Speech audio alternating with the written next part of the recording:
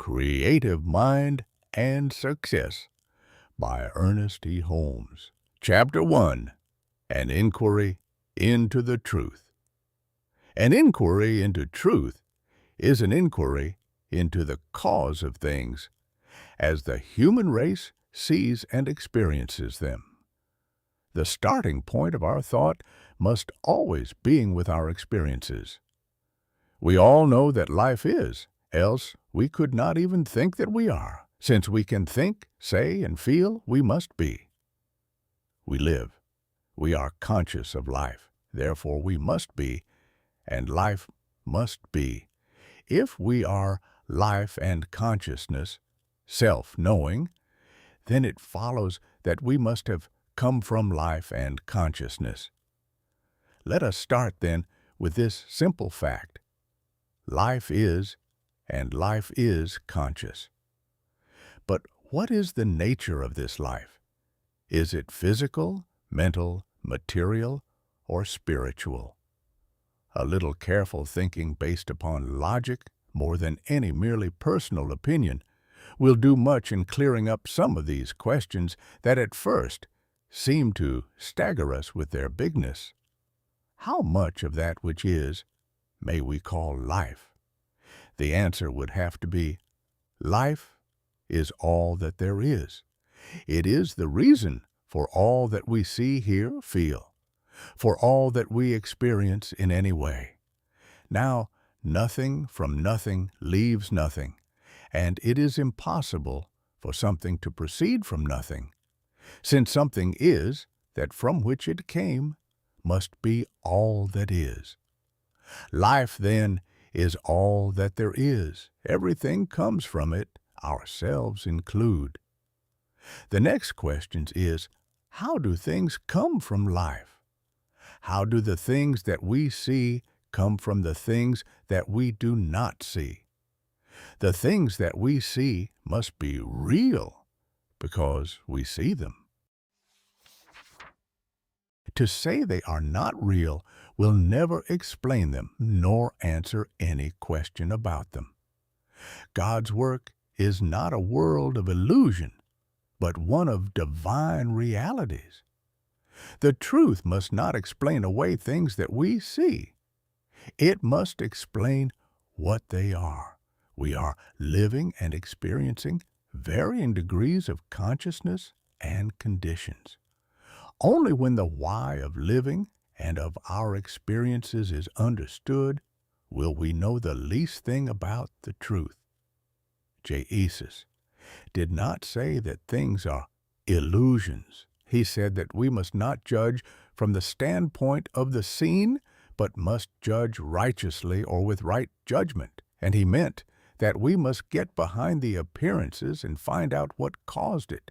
So let us not in any way fool ourselves nor allow ourselves to believe we have always been fooled. We are living in a world of realities.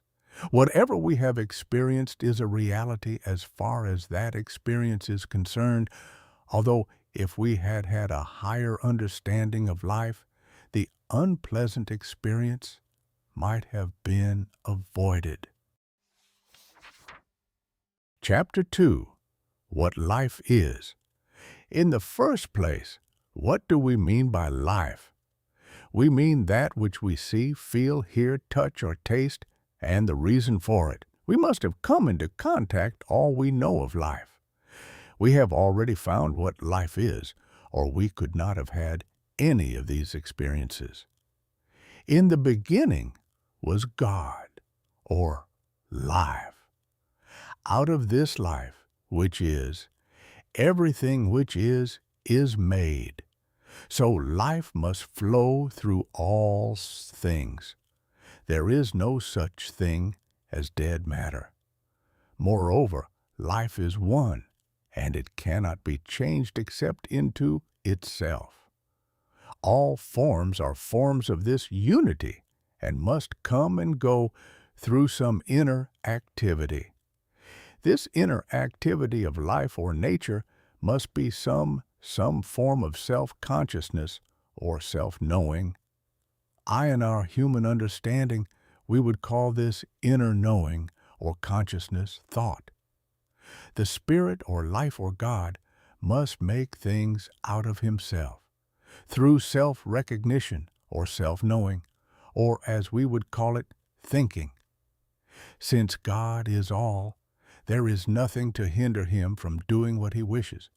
And the question, how do things come into being, is answered, God makes them out of himself. God thinks or knows, and that thing which he thinks or knows appears from himself and is made out of himself. There is no other possible explanation for what we see.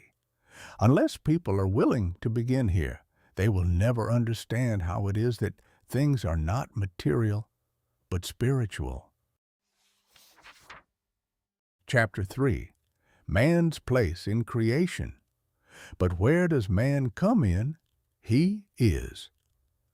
Therefore it follows that he, too, is made out of God, since God, or Spirit, is all. Being made out of God, he must partake of his nature, for we are made in his image. Man is the center of God in God. Whatever God is in the universal, man must be in the individual world. The difference between God and man is one of degree and not of quality. Man is not self-made, he is made out of God. The question might arise, why did God do this? No living person can answer this question. This is something that is known only of the Father. We might suppose that God made man to live with him and to enjoy with him, to be one with the Father. It is true indeed that those who have felt this most deeply have had a corresponding spiritual power that leads us to suppose that God really did make man as a companion. Man is the individual, and God is the universal, as the Father hath life within himself. Man's mind is made out of God's mind, and all that man is or ever will be, all that he has or ever will have, must partake of the divine nature. Man did not make it so, but it is so, and he must accept that face and see what he can do with it. If he has the same power in his individual life that God has in the universal, then this discovery will mean freedom from all bondage when he learns how to use his power. As God governs his universal world, so will man govern his individual world, always subject to the greater law and life. This could not be otherwise if we realize what follows from it, for so realizing we find ourselves living in a very different world from the one in which we thought we were living. God governs not through physical law, as result, but first by inner knowing. Then the physical follows. In the same way, man governs his world by the process which we will call, for want of a better name, the power of his thought.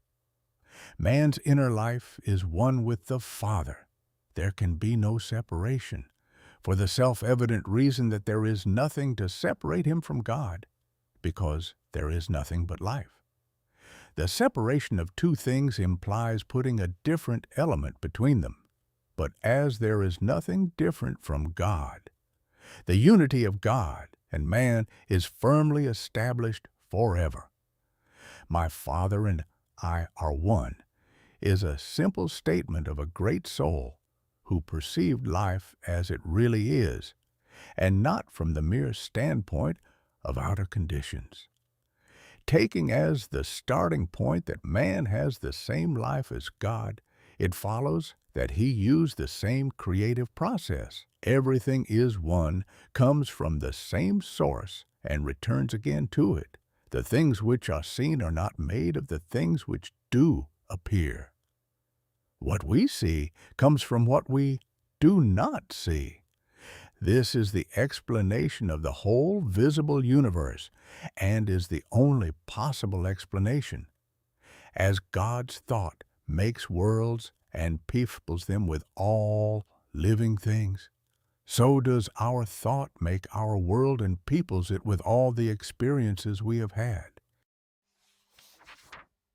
By the activity of our thought, things come into our life, and we are limited because we have not known the truth. We have thought that outside things controlled us, when all the time we have had that within which could have changed everything and given us freedom from bondage. The question then naturally arises, why did God create man and make him a free agent? If God had created us in such a way as to compel us to do or to be anything that was not of our choosing, we should not have been individuals at all. We should be automatons. Since we know that we are individuals, we know that God made us thus, and we are just discovering the reason why. Let any man wake up to this, the greatest truth in all ages, and he will find it will answer all questions. He will be satisfied that things are what they are. He will perceive that he may use his God-given power to work, to think, and to live, that he will in no way hinder the greater from operating through him, according to the clearness of his perception and greatness of his realization of this power, will he provide within himself. There will no longer be a sense of separation, but in its place will come that divine assurance that he is one with God, and thus will he find his freedom from all suffering, whether it be of body, mind, or estate. Chapter 4. The Beginning of Understanding. Man is beginning to realize that he has life within himself as the great gift of God to him. If he really has life, if it is the same nature as the life of God, if he is an individual and has the right of self-choice, which constitutes individuality, then it follows that he can do with his life what he wants to do. He can make out of himself that which he wishes. Freedom is his, but this freedom is with law, and never outside it. Man must obey law. If he disobeys it, it has to act as law, and so acting has to punish him. This he cannot change, but must submit to. Freedom comes to the individual from understanding the laws of his own life and conforming to them, thereby subjecting them to his use, to the end of health, happiness, and success. Law obtains throughout all nature, governing all things, both the seen and the unseen. Law is not physical or material, but mental and spiritual. Law is God's method of operation. We should think of God as the Great Spirit, whose sole impulse is love, freely giving of himself to all who ask, and refusing none. God is our Father in every sense of the term, watching over, caring for, and loving all alike, while all is love. Yet, in order that things may not be chaotic, all is governed by law. And as far as you and I are concerned, this law is always mental. Chapter 5. Our conditions governed by our thinking. It is easy for the average person to see how it is that mind can control and to a certain extent govern the functions of the body. Some can go even further than this and see that the body is governed entirely by consciousness. This they can see without much difficulty, but it is not so easy for them to see how it is that thought governs their conditions. and decides whether they are to be successes or failures. Here we will stop to ask the question, if our conditions are not controlled by thought, by what then are they controlled? Some will say that conditions are controlled by circumstances. But what are circumstances? Are they cause or are they effect? Of course they are always effect. Everything that we see is an effect. An effect is something that follows cause, and we are dealing with causation only. Effects do not make themselves, but they are held in place by mind, not by causation.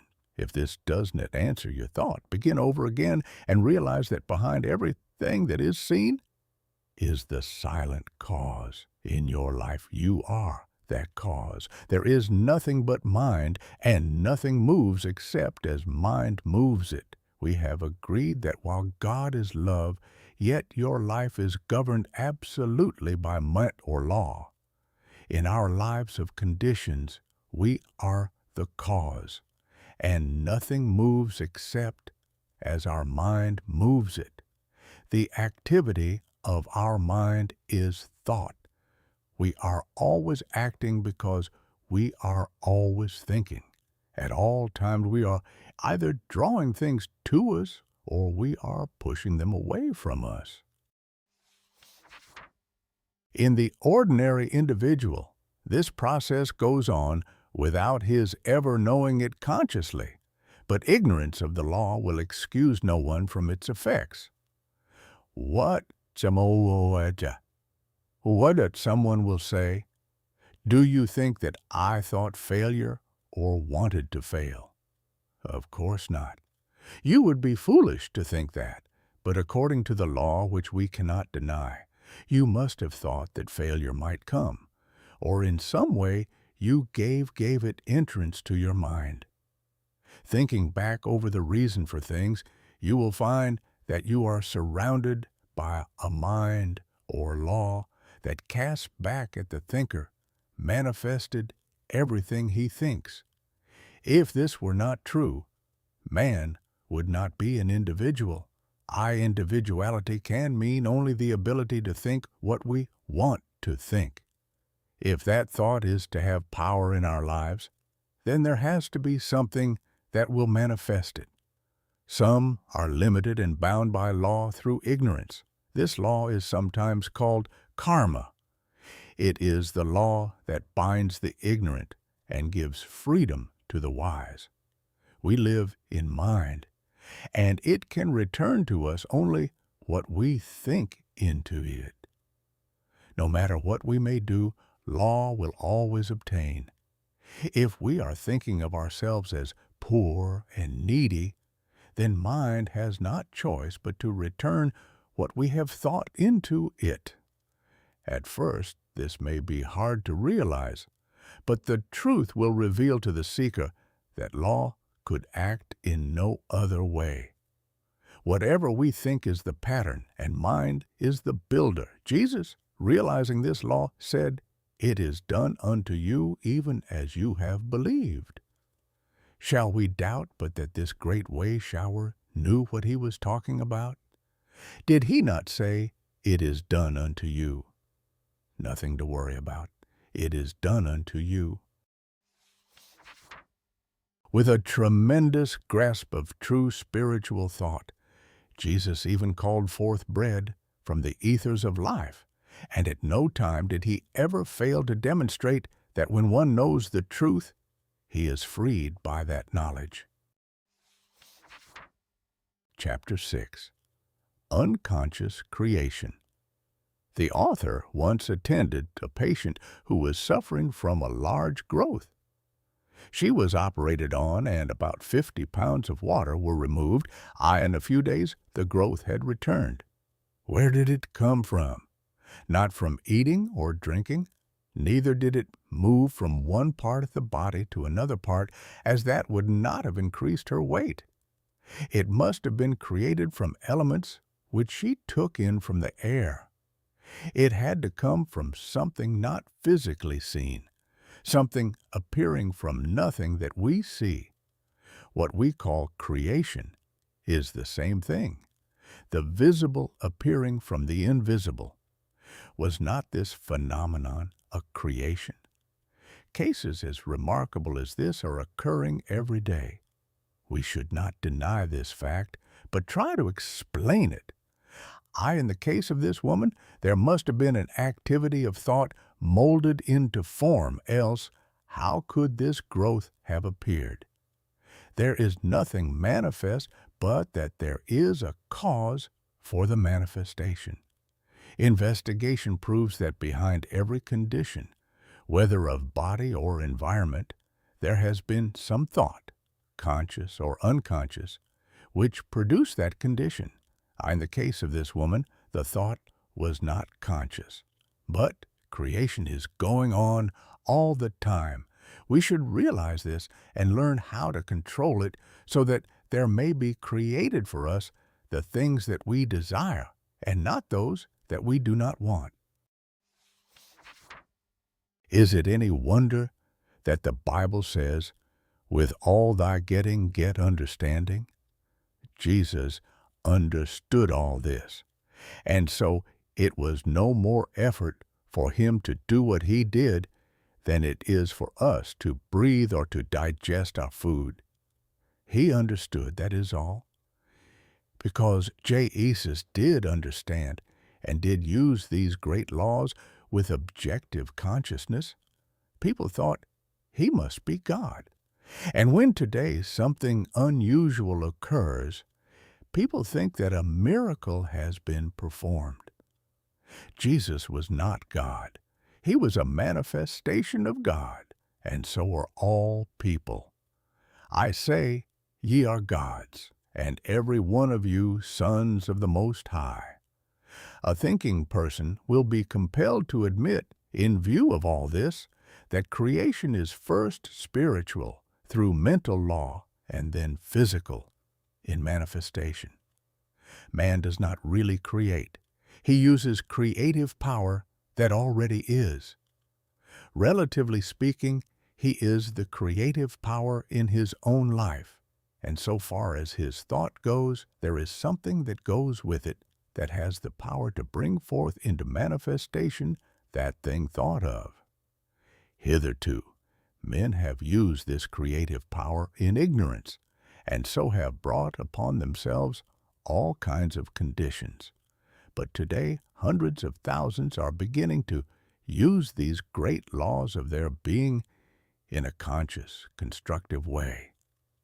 Herein lies the great secret of the New Thought movements. Under their various names and cults and orders, all are using the same law, even though some deny to the others real revelation. We should get into an attitude of mind wherein we should recognize the truth wherever we may find it. The trouble with most of us is that unless we see sugar in a sugar bowl, we think it must be something else.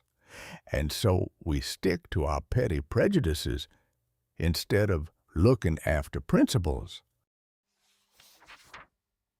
Chapter 7. First step. The first thing to realize is that since any thought manifests, it necessarily follows that all thought does the same. Else, how should we know that the particular thought we are thinking would be the one that would create? Mind must not cast back all or none. Just as the creative power of the soil receives all seeds put into it, and at once begins to work upon them, so mind must receive all day thought and at once begin to operate upon it. Thus we find that all thought has some power in our lives and over our conditions. We are baked our environments by the creative power of our thought. It has created us thus, and we cannot escape it. By conforming our lives and thought to a greater understanding of law, we shall be able to bring into our experience just what we wish, letting go of all that we do not want to experience, and taking in the things we desire. Every person is surrounded by a thought atmosphere. This mental atmosphere is the direct result of thought, which in its turn becomes the direct reason for the cause of that which comes into our lives. Through this power, we are either attracting or repelling. Like attract like, and we attract to us just what we are in mind. It is also true that we become attracted to something that is greater than our previous experience by first embodying the atmosphere of our desire.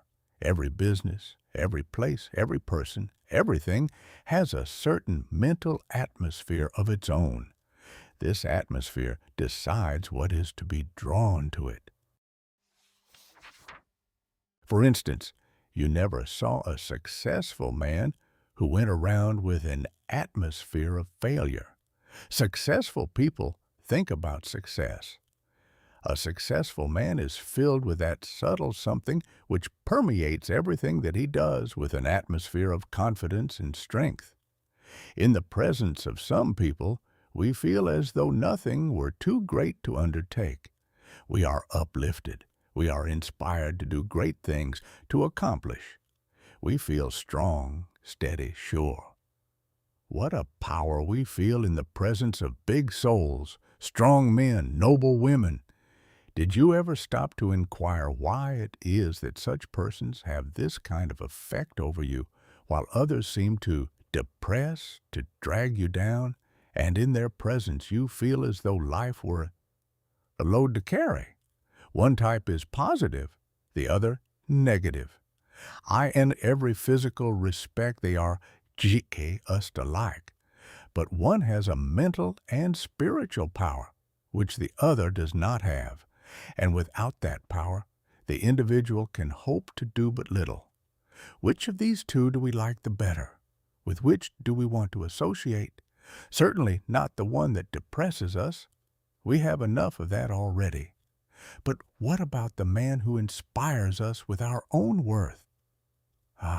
He is the man we will turn to every time.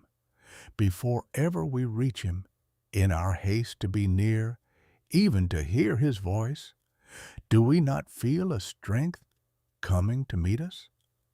Do you think that this man who has such a wonderful power of attraction will ever want for friends? Will he ever have to look up a position? Already so many positions are open to him that he is weighing in his mind which one to take. He does not have to become a success. He already is a success. Thoughts of failure, limitation, or poverty are negative and must be counted out of our lives for all time. Somebody will say, "But what of the poor? What are you going to do with them? Are they to be left without help?" No, 1,000 times no. The same power is in them that is in all men. They will always be poor until they awake and realize what life is.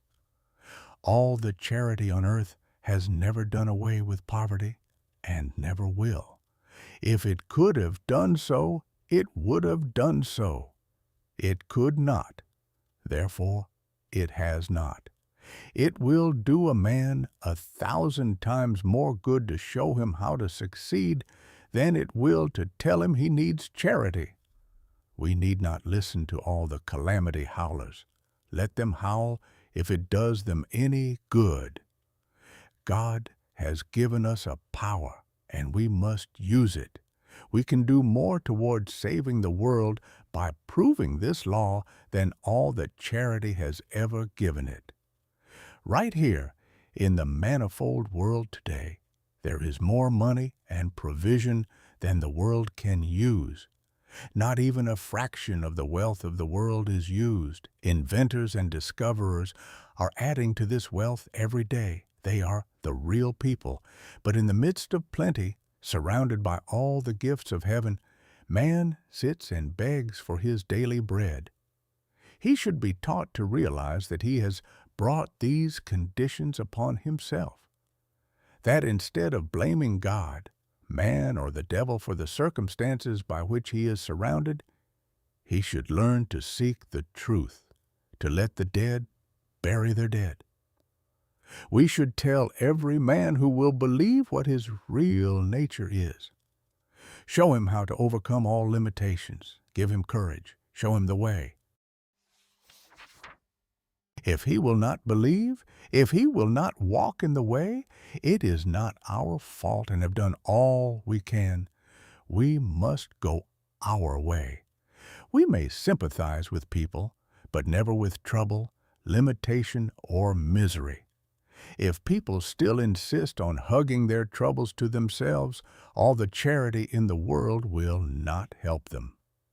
Remember that God is that silent power behind all things, always ready to spring into expression when we have provided the proper channels which are receptive and positive faith in the evidence of things not seen with the physical eye, but eternal in the heavens.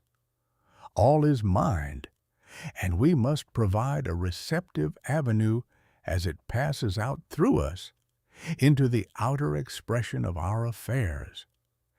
If we allow the world's opinion to control our thinking, then that will be our demonstration. If, on the other hand, we rise superior to the world, we shall do a new thing. Remember that all people are making demonstrations. Only most of them are making the ones they can make with their present powers of perception. Chapter 8. How to Attain Strength. Let us see that we use the right attitude of mind in all that we do, filling ourselves with such courage and power of strength that all thoughts of weakness flees before us. If any thoughts of weakness should come, ask this question: is life weak? If life is not weak, and if God is not discouraged, then you are not, never were, and never will be. I should like to see the sickly, discouraged thought that could withstand this attitude of mind. No, life is strong, and you are strong with the strength of the infinite. Forget all else as you revel in this strength. You are strong and can say, I am. You have been laboring under an illusion. Now you are not disillusioned. Now you know, and knowing is using the law in a constructive way. I and the Father are one. This is strength for the weak and life for all who believe. We can so fill ourselves with the drawing power of attraction that it will become irresistible. Nothing can hinder things from coming to the man who knows that he is dealing with the same power that creates all from itself, moves all within itself, and yet holds all things in their places. I am one with the infinite mind. Let this ring through you many times each day until you rise to that height, looking, sees.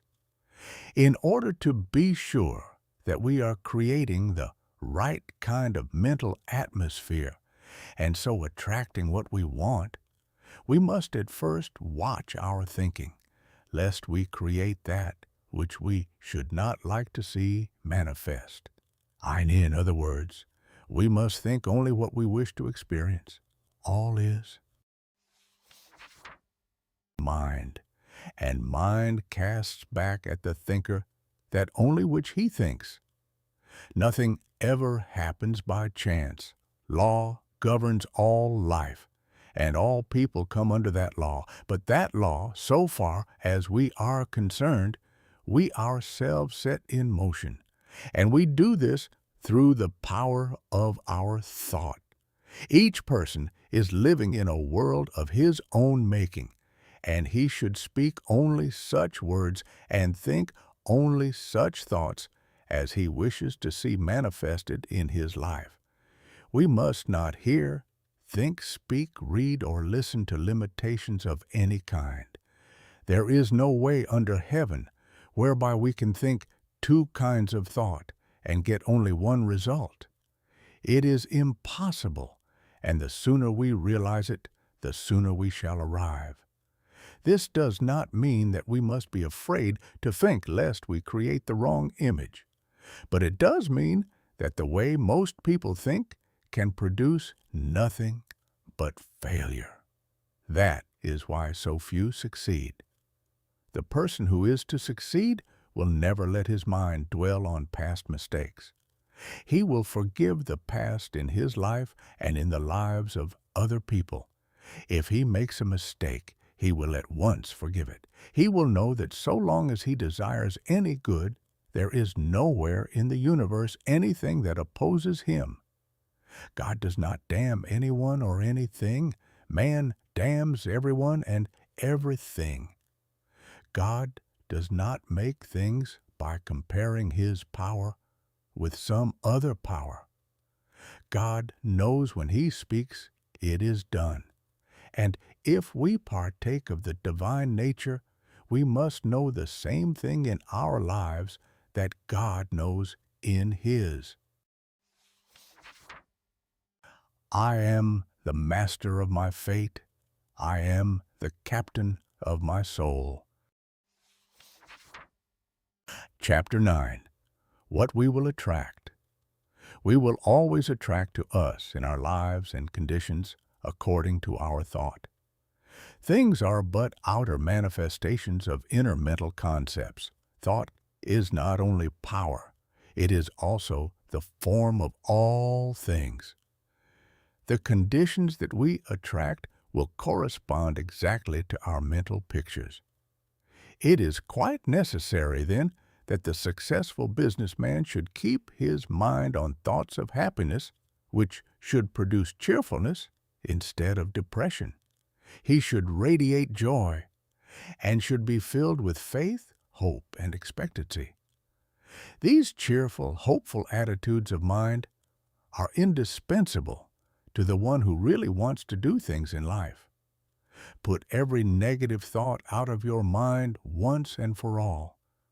Declare your freedom. Know no matter what others may say, think, or do, you are a success now, and nothing can hinder you from accomplishing your good. All the power of the universe with you.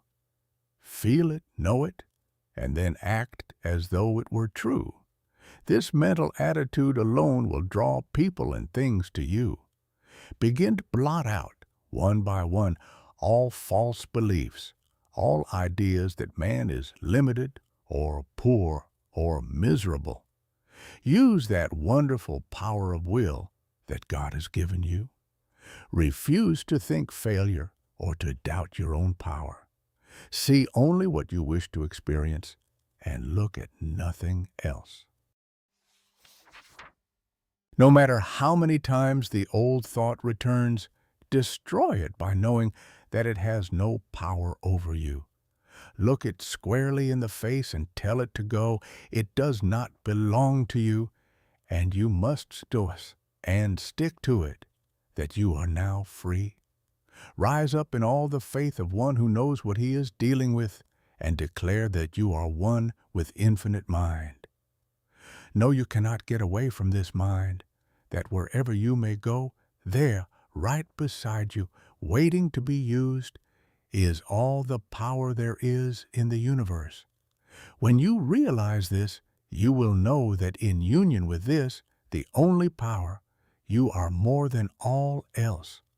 You are more than anything that can ever happen to you. Chapter 10. More about the power of attraction. Always remember that spirit makes things out of itself. It manifests in the visible world by becoming the thing that it wills to become. In the world of the individual, the same process takes place. It is given to man to use creative power. But with the using of this power, comes the necessity of using it as it is made to be used. If God makes things out of his thought before they come into manifestation, then we must use the same method. You can attract only that which you first mentally become and feel yourself to be in reality, without any doubting. A steady stream of consciousness going out into creative mind will attract a steady manifestation of conditions. A fluctuating stream of consciousness will attract the corresponding manifestation or condition in your life. We must be consistent in our attitude of mind, never wavering. James says, "Ask in faith, nothing doubting, for he that doubteth is like a surge of the sea driven by the wind and tossed. For let not that man think that he shall receive anything of the Lord." We are all immersed in an aura of our thinking. This aura is the direct result of all that we have ever said, thought, or done. It decides what is to take place in our life. It attracts what is like itself and repels what is unlike itself. We are drawn toward those things that we mentally embody. Most of the inner processes of thought have been unconscious. But when we understand the law, all that we have to do is to embody consciously what we wish and think of that only, and then we shall be drawn silently toward it.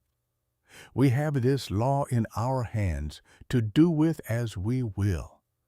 We can draw what we want only as we let go of the old order and take up the new, and this we must do, to the exclusion of all else. This is no weak man's job, but an undertaking for the strong, self-reliant soul. And the end is worth the effort. The person who can hold his thought one-pointed is the one who will obtain the best results. But this does not imply the necessity of strain or anything of a strenuous nature. On the contrary, strain is just what we must avoid. When we know that there is but one power, we shall not struggle, we shall know, and in calmness we shall see only what we know must be the truth. This means a persistent, firm determination to think what we want to think, regardless of all outer evidence to the contrary. We look not to the seen, but the unseen.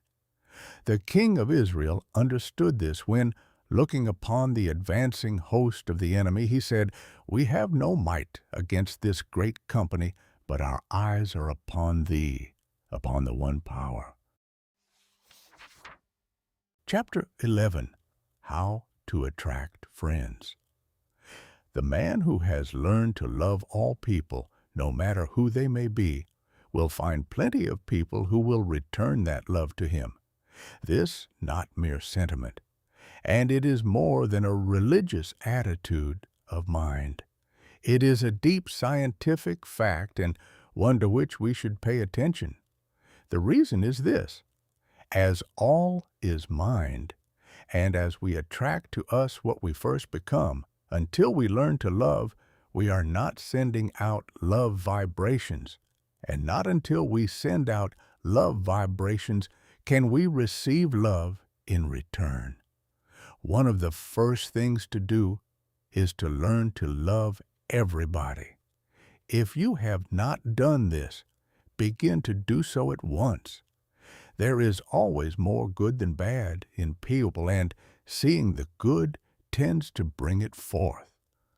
Love is the greatest healing and drawing power on earth.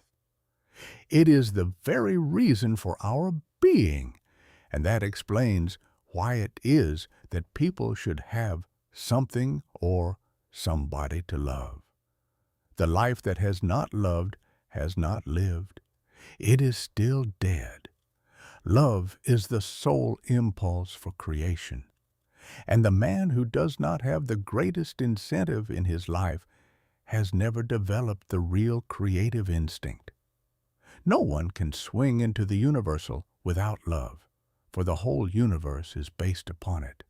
When we find that we are without friends, the thing to do is at once send our thought out to the whole world. Send it full of love and affection. Know that this thought will meet the desires of some other person who is wanting the same thing, and in some way the two will be drawn together. Get over thinking that people are queer. That kind of thought will only produce misunderstanding and cause us to lose the friends that we now have. Think of the whole world as your friend, but you must also be the friend of the whole world. I am this way, and with this simple practice, you will draw to you so many friends that the time will be too short to enjoy them all. Refuse to see the negative side of anyone. Refuse to let yourself misunderstand or be misunderstood. Do not be morbid. Know that everyone wants you to have the best. Affirm this wherever you go, and then you will find things just as you wish them to be.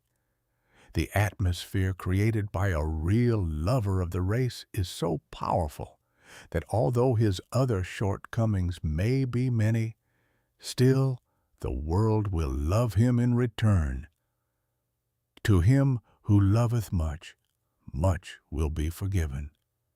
People are dying for real human interest, for someone to tell them that they are all right.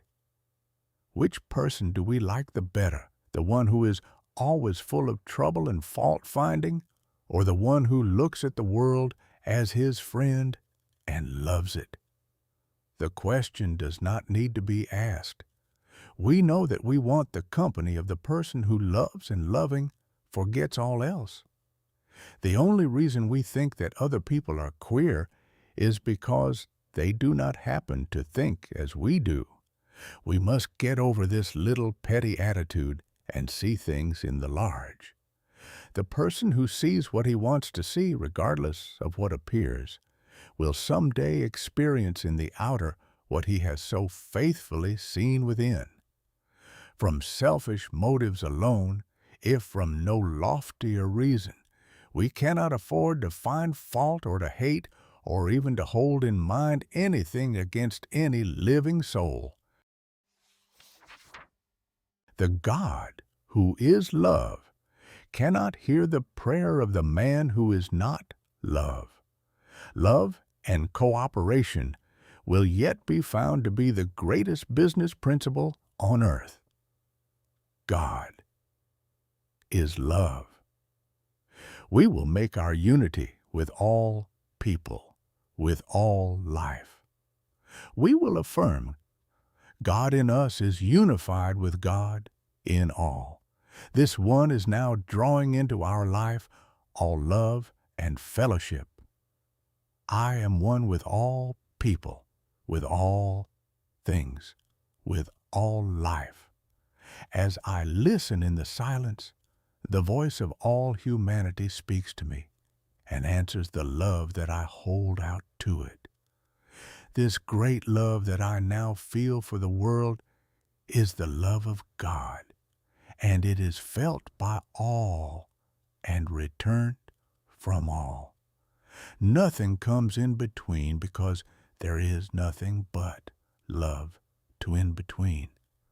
I understand all people, and that understanding is reflected back to me from all people.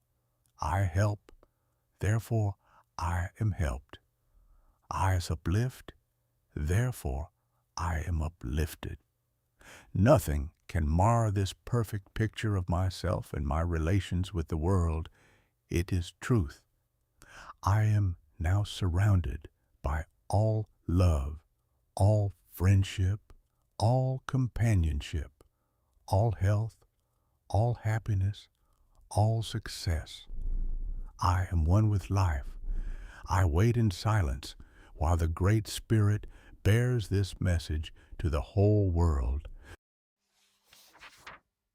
Chapter 12. The Control of Thought Teofia, a man who can control his thought, can have and do what he wishes to have and to do. Everything is his for the asking. Phi must remember that whatever he gets is his to use, but not to hold. Creation is always flowing by, and we have as much of it as we can take and use. More would cause stagnation. We are relieved of all thought of clinging to anybody or anything. Cannot the great principle of life create for us faster than we can spend and use? The universe is inexhaustible. It is limitless. It knows no bounds and has no confines. We are not depending on a reed shaken by the wind, but on the principle of life itself. For all that we want, have, or ever shall have, it is not some power or a great power, we affirm again. It is all power. All that we have to do is to believe this and act as though it were so, never wavering, not even once, no matter what happens. As we do this, we shall find that things are steadily coming our way, and that they are coming without that awful effort that destroys the peace for the majority of the race. We know that there can be no failure in the divine mind, and this mind is the power on we are depending. Now, just because we are depending upon divine mind, we must not think that we do. No have to do our share. God will work through us if we let him. But we must act in the outer as though we were sure of ourselves. Our part is to believe and then act in faith. Jesus went to the tomb of Lazarus, believing and knowing that God was working through him. Often we have to go somewhere or do something, and we must know with deep conviction that there will be a power going with us that none can gainsay. When we feel this secure place in our thought, all that we have to do is to act. There is no doubt that the creative power of the universe will answer.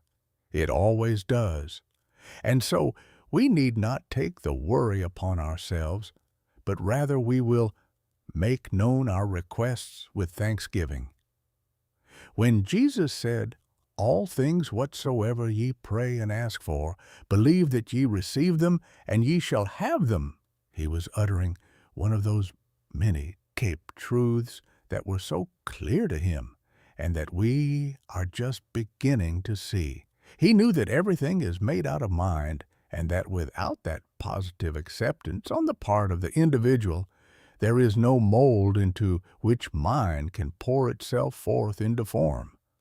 In the mind of God, there is the correct mold, the true knowing, but in the mind of man, there is not always true knowing. Since God can do for us only by doing through us, nothing can be done for us unless we are positively receptive. But when we realize the law and how it works, then we will provide that complete inner acceptance. By so doing, we permit the Spirit to do the work, to make the gift. The reason we can make our request known with thanksgiving is because we know from the beginning that we are to receive, and therefore we cannot help being thankful. This grateful attitude to the Spirit puts us in very close touch with power and adds much to the reality of the thing we are dealing with. Without it, we can do but little. So let us cultivate all the gratitude that we can. In gratitude, we will send our thoughts out into the world, and as it comes back, it will come laden with the fruits of the Spirit. Chapter 13. Creating Atmosphere. To the student who has realized that all is mind and that everything is governed by law, there comes another thought. It is that he can create or have created for him from his own thinking. He can create such a strong mental atmosphere of success that its power of attraction will be irresistible. He can send his thought throughout the world and have it bring back to him whatever he wants. He can so fill his place of business with the power of success that it will draw from far and near. Thought will always bring back to us what we send out. First, we must clear our thought of all unbelief. This book is written for those who believe, and to those who do believe, it will come true in their lives. Without mental clearness on the part of the thinker, there can be no real creative work done. As water will reach its own level, so mind will return to us only what we first believe. We are always getting what we believe, but not always what we want. Our thought has the power to reach, in the outer form of conditions, an exact correspondence to our inner conditions. By thinking, you set in motion a power that creates. It will be exactly as you think. You throw out into mind an idea, and mind creates it for you and sets it on the path of your life. Think of it, then, as your greatest friend. It is always with you wherever you may be. It never deserts you. You are never alone. There is no doubt, no fear, no wondering. You know you are going to use the only power that there is in the universe. You are going to use it for a definite purpose. You have already fixed this purpose in your thought. Now you're going to speak it forth. You are speaking it for your own good. You desire only the good, and you know that only the good can come to you. You have made your unity with the life, and now life is going to help you in your affairs.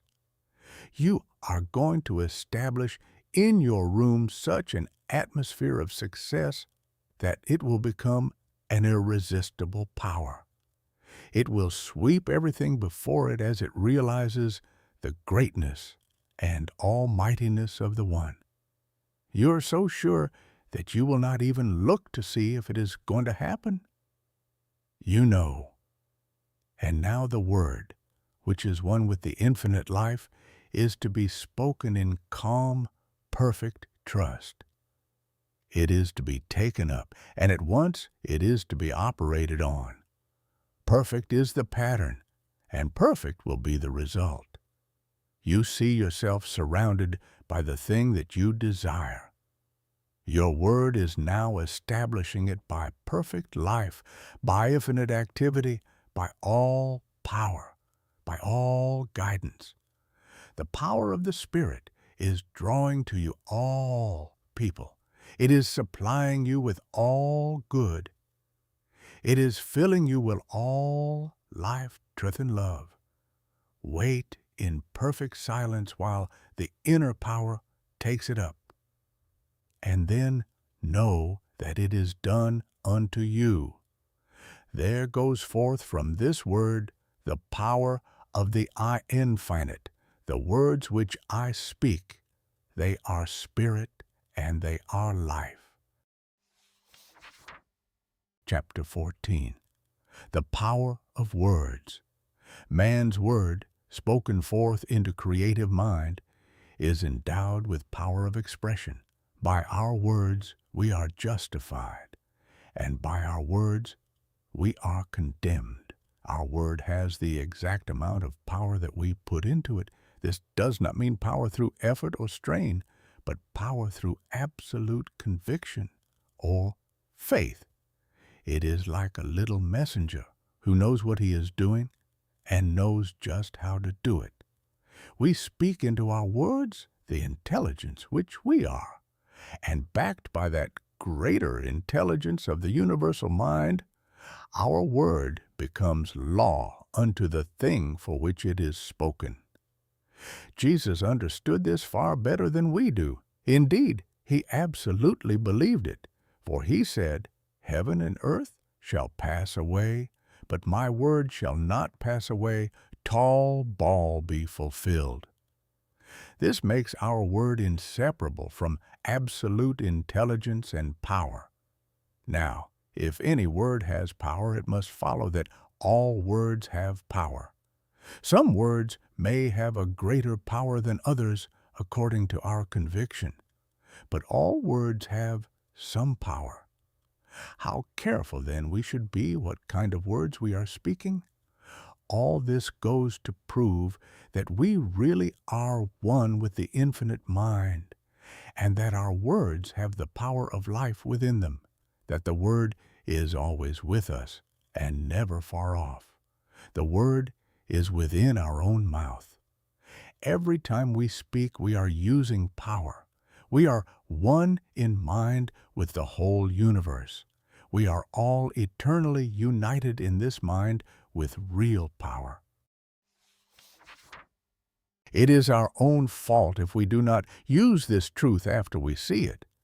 We should feel ourselves surrounded by this mind, this great pulsating life, this all-knowing reality. When we do feel this near presence, this great power and life, then all we have to do is to speak forth into it. Speak with all the positive conviction of the soul that has found its source, and above all else, never fear, but that it will be done unto us even as we have believed. What wonderful power, what a newness of life and of power of expression is waiting for those who really believe. What may the race not attain to when men wake up to the real facts of being? As yet the race has not begun to live, but the time is drawing near. Already thousands are using this great power, and thousands are eagerly watching and waiting for the new day.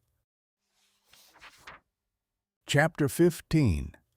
Why Belief is Necessary. Always when we pray, we must believe. Our idea of prayer is not so much asking God for things that we need. As we have said before, this already believing is necessary because all is mind, and until we have provided that full acceptance, we have not made a mold into which mind could pour itself, and through which it could manifest.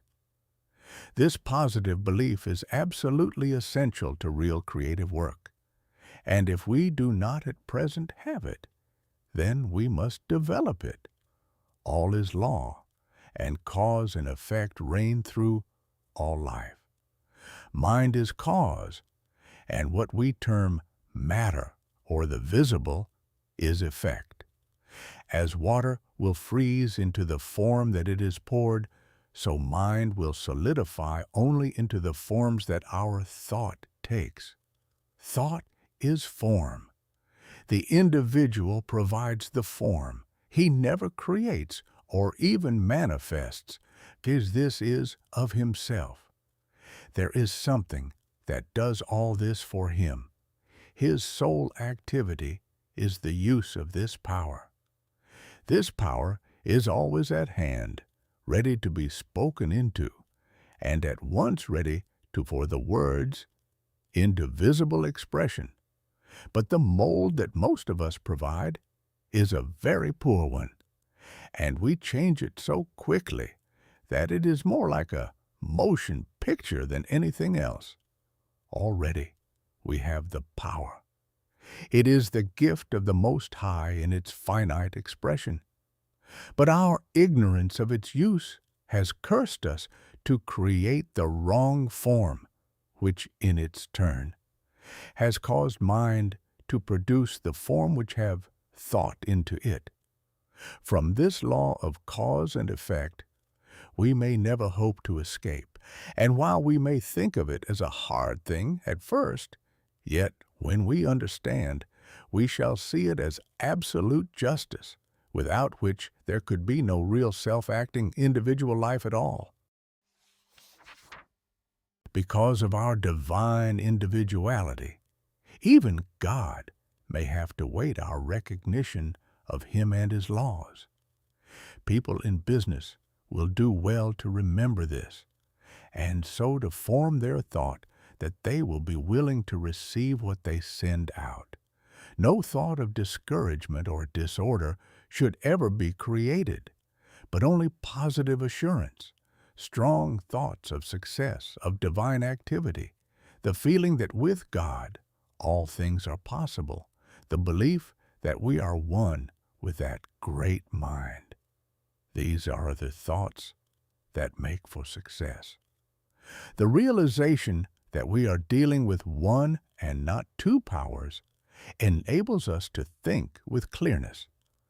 We are not troubled about competition or opposition or failure because there is nothing but life, and this life is constantly giving to us all that we could ask for, wish, or think into it. We can now see how essential it is that thought should be held one-pointed, that we should think always and only upon what we want, never letting our mind dwell on anything else. In this way, the Spirit works through us. Chapter 16, where so many fail. The ordinary individual, sitting down to give a treatment to his business, unconsciously does just the thing that he should have avoided, and then he wonders why he did not get the desired results. Most people simply sit and wish for or long for something. They may even have a great desire or hope. They may even go so far as believe that their desire is going to happen. All this is good as far as it goes, but it does not go far enough.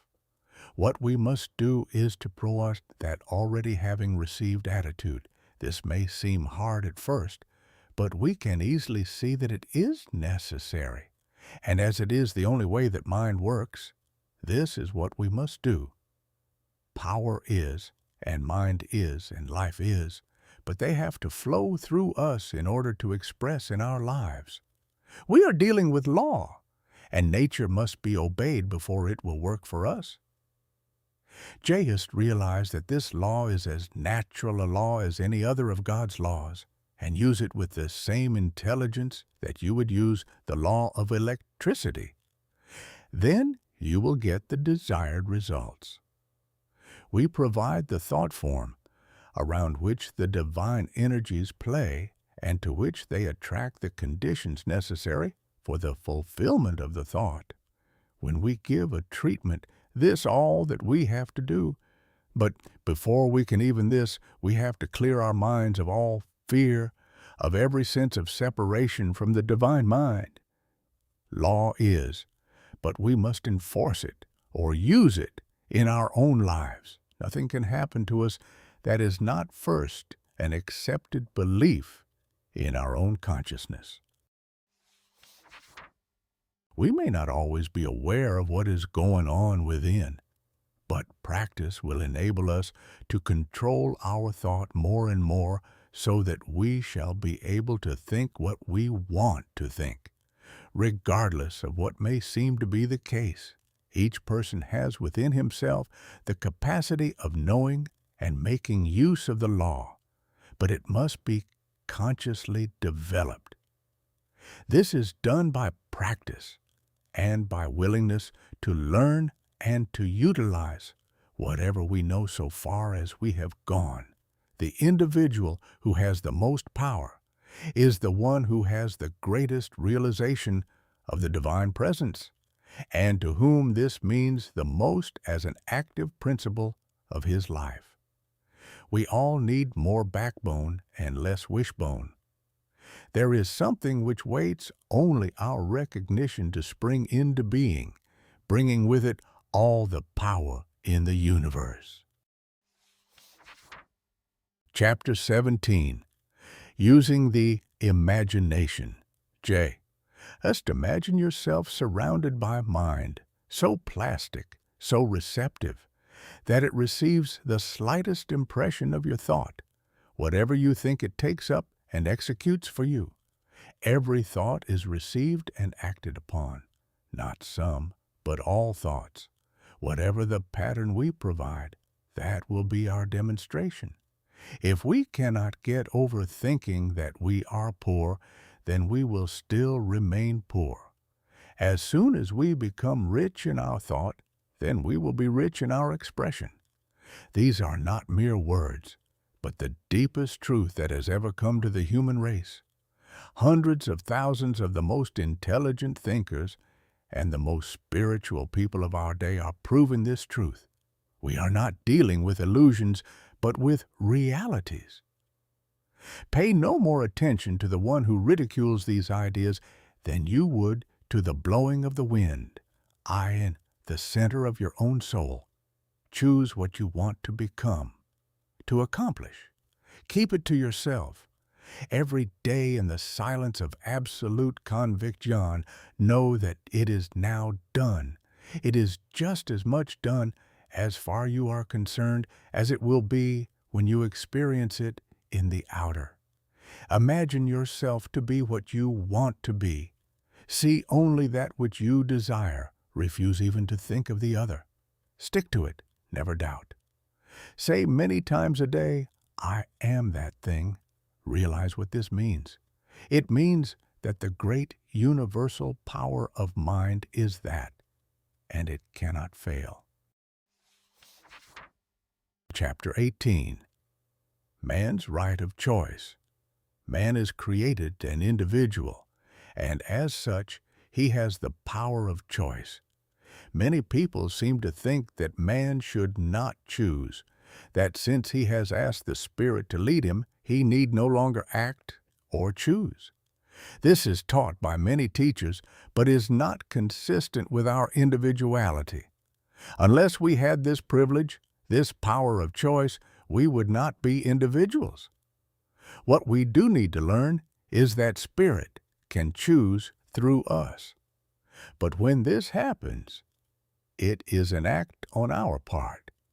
Even though we say, I will not choose, we are still choosing, because we are choosing not to choose.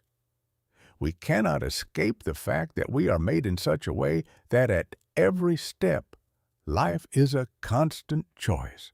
What we do need to do is to select what we feel to be right, and know that the universe will never deny us anything. We choose, and mind creates. We should endeavor to choose that which will express always a greater life, and we must remember that the Spirit is always seeking to express love and beauty through us. If we are attuned to these and are working in harmony with the great creative power, we need have no doubt about its willingness to work for us. We must know exactly what it is that we wish, get the perfect mental picture of it. We must believe absolutely that we now have it, and never do or say anything that denies it. Chapter 19. Old Age and Opportunity. One of the besetting errors of people is a belief that they are too old due to things. This comes from a lack of understanding what life really is. Life is consciousness and not years. The man or woman who is 70 years old should be better able to demonstrate than the man who is only 20. He should have evolved a higher thought, and it is thought and not conditions that we are dealing with. Amelia Barr was 53 before she wrote a book. After that, she wrote over 80, all of which had a large circulation. Mary Baker Eddy was 60 before she began her work, and she attended to all of her great activities until she passed away from this plane to a higher one. The author of this book once took a man who was over 60, one who thought his chance for success had gone, and through teaching him these principles in a year's time, made him a prosperous businessman. He is now doing well, and was never before in his life so happy. The last time he was interviewed, he said that business was increasing every day and that he had not begun yet. Every day he stands in his store and claims more activity. He speaks the word and realizes increase all the time. If this were not true, then life would not be worth living. What is a few years in eternity? We must get over these false notions about age and competition. In the truth, the word competition is never mentioned. The people who think about it have never known the truth. Life is what we make it from within and never from without. We are just as old as we think we are, no matter what the number of years may have been that we have lived on this planet. Chapter 20. Demonstrating Success in Business. All demonstrations take place within ourselves. Creation is eternally flowing through all things. The law is always working from that inner pattern. We do not struggle with conditions. We use principles which create conditions. What we can mentally encompass, we can accomplish, no matter how hard it may seem from the outside. All external things are but the outer rim of inner thought activity. You can easily prove this for yourself.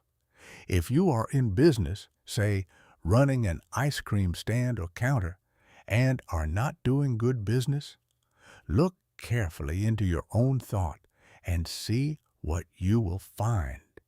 You will find that it is an established belief there that business is not good. You are not feeling a sense of activity. You will not find within your thought any feeling of success. You are not expecting many customers. Now, suppose someone comes along and says to you, "What is the matter? Why are you not doing more business?" This is about what the answer would be. "People don't seem to want what I have to sell." Or perhaps something like this: "I am too old to compete with modern methods." Or even, "Well, times are hard." All this is negative thought. Now, this man to whom you are talking does not believe a word you have said. He knows that causation is in mind and not in matter, and he says, "The whole thing is in your own mind. The trouble with you is that you don't feel that you are a success." Perhaps you have heard of something of this before. If so, you will ask him what he means, or perhaps you think he is talking about something peculiar. But we are taking it for granted that you are so anxious to do something to make your business a success that you will be willing to try anything. So you ask him to explain. He begins by telling you all is mind. Nothing moves but mind moves it, and that you're a center in this mind. You do not understand how this relates in any way to your business, but he goes on to say that your thought decides whether your business shall be a success or a failure. Here you become indignant and ask if he means to tell you that you want to fail. Of course he knows that you do not, and he explains that while you wish success, you are thinking failure, fearing it, and that there is a law that makes your thought, never asking questions but at once sets about its fulfillment. You become interested and ask how this can be. In return, you are asked this question: how did anything come into being? This sets you to thinking, and of course you realize that there was a time when nothing existed but life. So whatever has come into being must have come from that life. For what we see must come from that which we do not see. You have to admit that. Then what you do not see must be the cause of everything, and you must also admit that. and that cause works by law, being everywhere, must be in you. This is harder for you to see, but after much thought, you begin to realize that it is so. Then you, without knowing where your thought processes were leading you, have conceded that you, yourself, are the reason for what happens in your life, be it success or failure. God couldn't make you any other way and at the same time make you a self-choosing individual. This is plain. Now, what are you going to do about it? This is what you must do. For every time that you have thought failure, you are going to replace it with strong, radiant thoughts of success. You are going to speak activity into your business. You are going daily to see nothing but activity, and to know that it is law that you are using, universal law, and as such, your thought is as sure as the thought of God. Daily, you are going to give to the great creative mind exactly what you want to happen. You will see only what you desire, and in the silence of your soul, you will speak, and it will be done unto you. You will come to believe that a great divine love flows through you and your affairs. You will be grateful for this love. It fills your life. It satisfies your soul. You are a different man. You are so filled with activity and courage that when meet people, they will wonder at your energy. They will begin to wish simply to come in contact with you. They will feel uplifted. In the course of a few months, you will be a success. People will come to you and say, "How do you do it?" The answer will be the same that was given to you a few months ago. Let the man who is speaking to the public do the same thing. Let him daily see throngs of people coming to hear him. Let him see nothing else. He will experience what he feels and sees. Always remember this: it is from within outward and never from without inward. You are the center of power in your life. Be sure and not take on false suggestion. The world is full of calamity howlers. Turn from them, everyone, no matter how great you think they may be. You haven't the time to waste over anything that is negative. You're a success, and you are giving to the law every day just what you want done. And the law is always working for you. All fear has gone, and you know that there is but one power in all the universe. Happy is the man who knows this, the greatest of all truths. The whole thing resolves itself into our mental ability to control our thought. The man who can do this can have what he wants, can do what he wishes, and becomes what he wills. Life, God, the universe is his. Chapter 21. Money, a spiritual idea.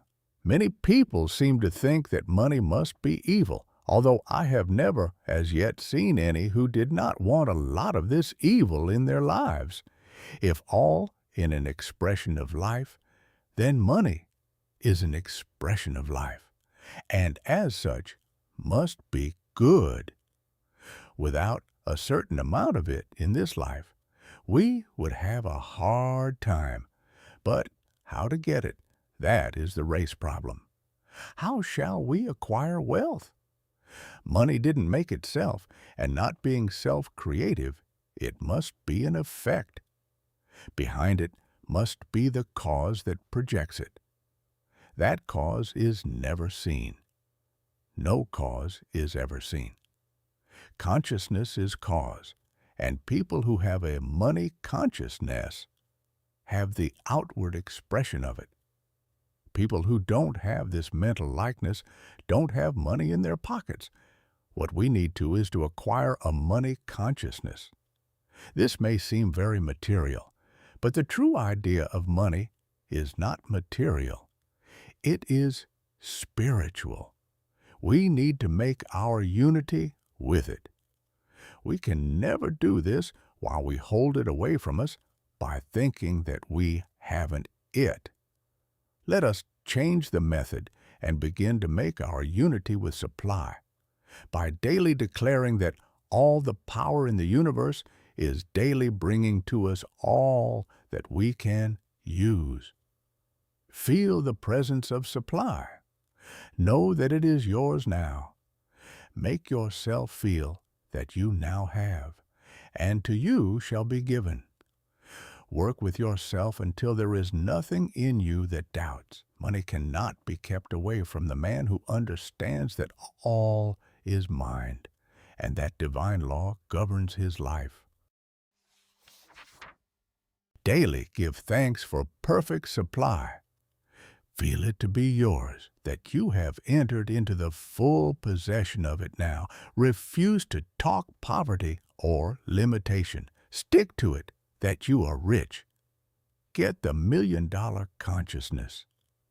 There is no other way, and this will react into everything that you do.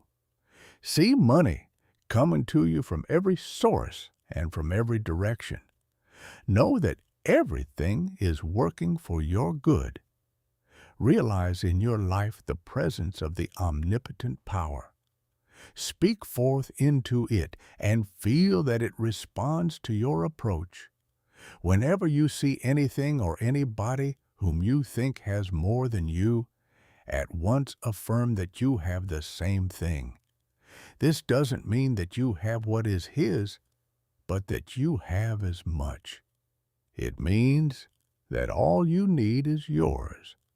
Whenever you think about anything big at once, say, "That means me." In this way, you learn to unify yourself in the law with large concepts, and according to the way that law works, it will tend to produce that thing for you. Never let yourself doubt for even a minute. Always be positive about yourself. Keep watch over the inner workings of your thought, and the law will do the rest. Chapter 22, Action. The universe is teeming with activity. There is motion everywhere. Nothing ever stands still. All activity comes from mind. If we want to be in line with things, we must move. This doesn't mean that we must strain or struggle, but we must be willing to do our part by letting the law work through us. God can do for us only as we will allow him to do through us. Intelligence gives us some ideas, and in our turn, we work on them. But our work is no longer done in sense of doubt or fear, for we know that we are dealing with something that never makes a mistake. We proceed with a calm confidence born of the inner trust in a power that is infinite. Behind all our movements, then, is a great purpose, to let the law work through us. The law of activity must be complied with. We must be willing to take the way of outer activity. Jesus went to the tomb of Lazarus. We may have to go, but there will accompany us something that never fails. This law of activity we must use in our business. So many business places that we go into have such an atmosphere of inactivity, produce such a drowsy feeling that we at once lose all in interest in what is going on. We don't feel like buying. We leave that place without any apparent reason and go into another. Here we feel that all is life and motion, all is activity. We feel confident that this is the place we were looking for. We will buy here. We find just what we want. we are satisfied with our purchase and go away cheerful. Now, to create this activity, something more than thought is essential. Not that it does not come first, but the one who has this thought of activity will naturally manifest it in vigorous, energetic movement, which helps to produce a spirit of activity in his business and in everything he undertakes. Wherever you see a man who does not move, then you will find one whose thought is inactive. The two always go together. A man in a store or place of business should always be moving his goods. He should always be doing something. People will see this, and getting the thought of activity behind it, will want to trade there. We are not attracted to a store that always has the same thing on the same shelf. The world likes action, change. Action is life. Let a clerk in a store think activity and begin to manifest it, even though he may not be waiting on customers, and in a short time he will be waiting on them. Alertness is the word. Always be alert. There must be mental alertness before there can be any physical activity. Act as though things were happening even though they may not appear to be. Keep things moving, and soon you will have to avoid the rush. Activity is genius. Half the stores that you go into make you sleepy before you get out, and you feel as though you can't get out fast enough. The other half are alive, and those are the ones who are doing the business of the world. The man who is active in his thought doesn't have to sit by himself to think. He works while he thinks and so complies with the law, which has to work through him. The thought of activity makes him move, and the thought of confidence makes his movements sure, and the thought of supreme guidance makes his work intelligent. We must be careful and not get into ruts. Always be doing something new and different, and you will find life becomes a great game in which you are taking the leading part. Life will never become tiresome to the active mind and body. It is so interesting that we wonder if we will ever get enough of it. Some people get into such lazy mental habits that a new idea cannot find entrance. Great things are done by people who think great thoughts and then go out into the world to make their dreams come true. If you can't find anything new to do, go home and change the bed around or the piano. Put the cook stove in the parlor and eat on the back step for a time. It will start something moving and changing in you that will never stop. The wide-awake person can find so many things to do that hasn't time even to begin in this life and knows that eternity is necessary to carry out the ideals that he already has evolved. Everything comes from mind, but mind acts on itself. And we must act on ourselves and on conditions, not as a slave, but as a master. Be interested in life if you want life to be interested in you. Act in life, and life will act through you. So will you also become one of the great people on earth. Chapter 23. Ideas of the Infinite. Suppose that we wish to draw from the universal mind some definite idea, some guidance, some information, some leading. How are we going to do this? First, we must become convinced that we can do it. Where do all the inventions come from? Where does Edison get his information about electricity? Where, if not direct from the mind of the universe? Everything that has ever come into the race comes direct from mind. There is nothing else it could come from. Every invention is but a discovery of something that already is, although we may not have seen it. Where does the harmony of music come from? Where could it originate except in mind? Does not a great musician listen and hear something that we do not hear? His ear is attuned to harmony, and he catches it straight from life itself and interprets it to the world. We are surrounded by the music of the spheres, but few of us catch the sound. We are so filled with trouble that the divine melody is never heard. If we could see, if we could hear, if we could understand, if we only realize the presence of the all, what could we not do? When a great thought springs up in the mind of an individual, when a great poem is written, when a great work of art is wrought by some receptive artist, it is simply a sign that the veil is thin between. He has caught a glimpse of reality. But for most of us, inspiration is not to be depended on, and we must take the slower, but nonetheless sure method of receiving straight from the infinite. The method is a simple one and very effective. When you want to know a certain thing or how to begin a certain line of action, first, you must be quiet within yourself. You must be confused by any outward appearance. Never become disturbed by effects. They didn't make themselves and have no intelligence to contradict you. Be quiet until you realize the presence of absolute intelligence all around you, of the mind that knows. Now, get a perfect picture of just what you desire. You cannot get a picture unless you know what it is you want. Put your mind in touch with universal mind, saying just what you are waiting for. Ask for it, believe that you are receiving it, and wait.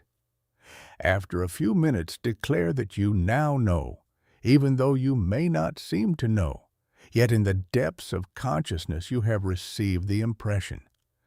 Give thanks that you now receive. Do this every day until you get some direction. It is sometimes a good thing to do this just before going to sleep. Never. After you have done this, deny the knowledge that has been given you. The time will come when some idea will begin to take form. Wait for it, and when it does appear, act upon it with all the conviction of one who is perfectly sure of himself. You have gotten understanding straight from the source of all understanding, knowledge from the source of knowledge. All can do this if they will be persistent. It is a sure direction and guidance, and will never fail us. But we must be sure that we are not denying in other moments what we affirm in the moments of faith. In this way, we will make fewer mistakes, and in time, our lives will be controlled by supreme wisdom and understanding. Chapter 24. Don't be a leaner. Never lean on other people. You have strength of your own that is great enough to do all that is necessary. The Almighty has implanted genius within the soul of everyone, and what we need to do is to unearth that inner genius and cause it to shine forth. We will never do this while we look to others for guidance. To thine own self-repair, wait thou within the silence dim, and thou shalt find phlegm there. All the power and intelligence of the universe is already within, waiting to be utilized. The divine spark must be fanned into a blaze of the living fire of your own divinity. Self-reliance is the word to dwell on. Listen to your own voice. It will speak in terms that are unmistakable. Trust in your own self more than in all else. All great men have learned to do this. Every person within his own soul is in direct communication with the infinite understanding. When we depend on other people, we are simply taking their light and trying to light our path with it. When we depend on ourselves, we are depending on that inner voice that is God, speaking in and through man. Man is the inlet and the outlet to all there is in God. God has made us and brought us up to where we recognize our own individuality.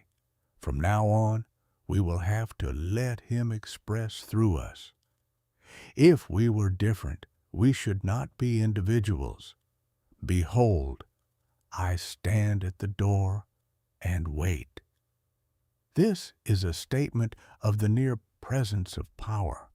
But we, the I individual, must open the door. This door is our thought, and we are the guardian of it. And when we do open the door, we will find that the divine presence is right at hand, waiting, ready, and willing to do for us all that we can believe. We are strong with the strength of the infinite. We are not weak. We are great and not mean. We are one with the infinite mind. When you have a real thing to do, keep it to yourself. Don't talk about it. J, us know in your own mind what it is you want and keep still about it. Often when we think that we will do some big thing, we begin to talk about it, and the first thing we know, all the power seems to be gone. This is what happens. We are all sending out into mind a constant stream of thought. The clearer it is, the better it will manifest. If it becomes doubtful, it will not have a clear manifestation. If it is confused, it will manifest only confusion. All this is according to the law of cause and effect, and we cannot change that law. Too often, when we tell our friends what we are going to do, they confuse our thoughts by laughing about it or by doubting our capacity to do so large a thing. Of course, this would not happen if we were always positive, but when we become the least bit negative, it will react and we will lose that power of clearness, which is absolutely necessary to good creative work. When you want to do a big thing, get the mental pattern, make it perfect, know just what it means, enlarge your thought, keep it to yourself, pass it over to the creative power behind all things, wait and listen, and when the impression comes, follow it with assurance. Don't talk to anyone about it, and you will succeed where all others fail. Chapter 25. Causes and Conditions. When we realize that life is not fundamentally physical, but mental and spiritual, it will not be hard for us to see that by a certain mental and spiritual process, we can demonstrate what we want. We are not dealing with conditions, but with causes. Causes originate only from the unseen side of life. This is not strange, as the same might be said of electricity or even of life itself. We do not see life, we only see what it does. This we call a condition. Of itself, it is simply an effect. We are living in the outer world of effects and the inner world of causes. These causes we set in motion by our thought, and through the power inherent within the cause, expresses the thought as a condition. It follows that the cause must be equal to the effect, and that effect always evaluates with the cause held in mind. Everything comes from one substance, and our thought qualifies that substance and determines what is to take place in our life. The whole teaching of the Bhagavad Gita is that there is but one, and that becomes to us just what we first believe into it. In other words, we manifest the unmanifested. This in no way takes away from the omnipotence of God, but adds to it, for He has created something that is able to do this. God still rules the universe, but we are given the power to rule our lives. We must realize then absolutely that we are dealing with a substance that we have a right to deal with, and by learning its laws, we will be able to subject them to our use, just as Edison does with electricity. Law is but we must use it.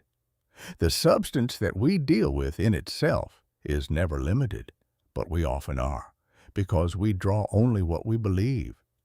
Because we are limited is no reason why the universe should have limitation. Our limitation is only our unbelief. Life can give us a big thing or a little thing. When it gives us a little thing, it is not limited, any more that life is limited when it makes a grain of sand, because it could just as well have made a planet. But in the great scheme of things, all kinds of forms, small and large, are necessary, which combined make the complete whole. The power and substance behind everything remain infinite. Now, this life can become to us only through us, and that becoming is the passing of spirit into expression in our lives through the form of the thought that we give to it. In itself, life is never limited. An ant has just as much life as an elephant, though smaller in size. The question is not one of size, but of consciousness.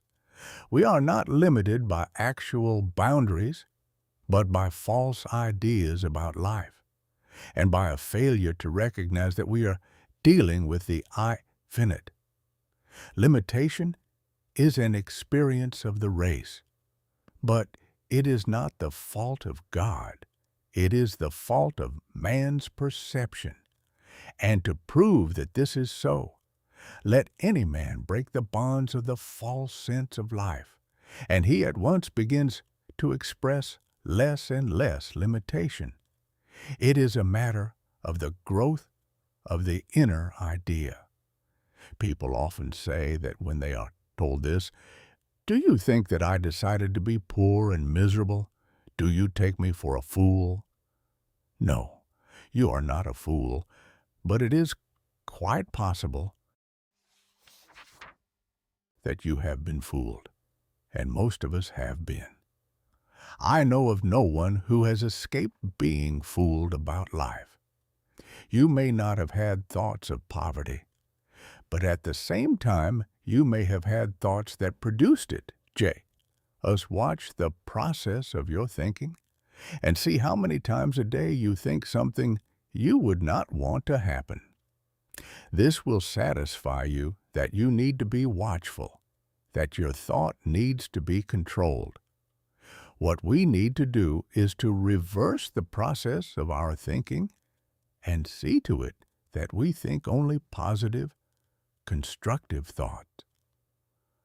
A calm determination to think just what we want to think, regardless of conditions, will do much to put us on the highway to a greater realization of life. Of course we will fall. Of course the road is not easy, but we will be growing daily. We will be giving to the creative mind a newer and greater concept to be worked out into the life around us. Daily, we will be overcoming some negative tendency. We must stick to it until we gain the mastery of all our thought, and in that day we will rise never to fall again. We must be good-natured with ourselves, never becoming discouraged or giving up until we overcome. Feel that you are always backed by an omnipotent power and a kind Father of love, and the way will become easier. Chapter 26. mental equivalence. One of the most necessary things to remember is that we cannot demonstrate life beyond our mental ability to embody. We give birth to an idea only from within ourselves. What we are, we put into our thinking. What we are not, we cannot put into it. If we are to draw from life what we want, we must first think into life. It always produces what we think. In order to have success, we must first conceive it in our thought. This is not because we are creators, but because the flow of life into manifestation through us must take the form we give to it. And if we want a thing, we must have within ourselves the mental equivalent before we get it. This is what Jesus meant when he said that we must believe when we pray. This belief is providing within us that something which knows before it sees what it asks for. For instance, suppose a man is praying for activity. Our idea of prayer is the accepting of a thing before we get it in his affairs. First, before this activity can come, he must have it within himself. He must come to see activity in everything. There must be something that corresponds to the thing that he wants. He must have a mental equivalent. We find that we attract to ourselves as much of anything we embody within. As water will reach only its own level, so our outward conditions will reproduce only our inner realizations.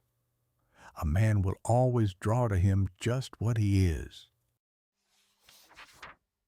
But we can learn to provide within the image of what we desire, and so, in a definite way, use the law to get just what we need.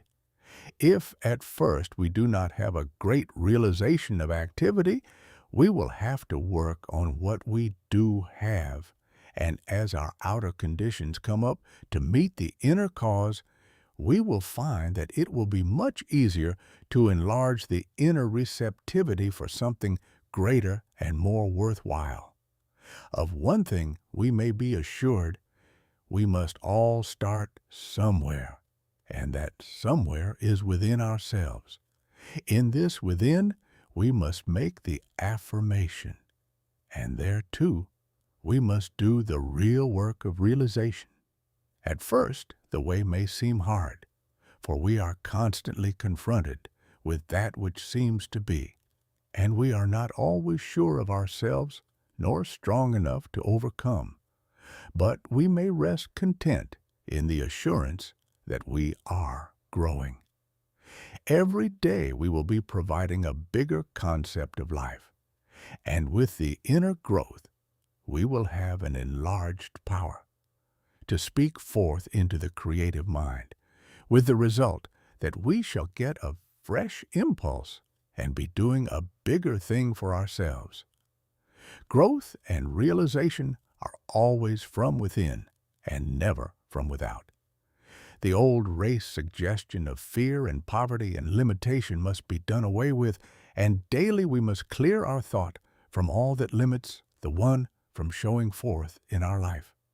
Remember that you are dealing with one power and not with two.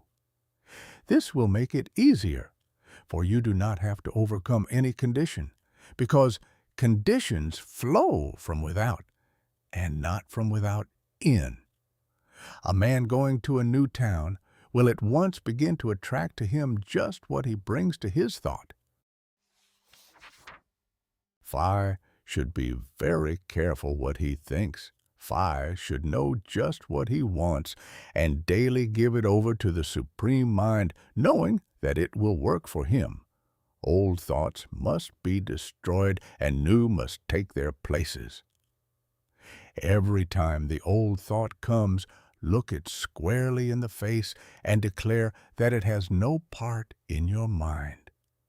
It has no power over you.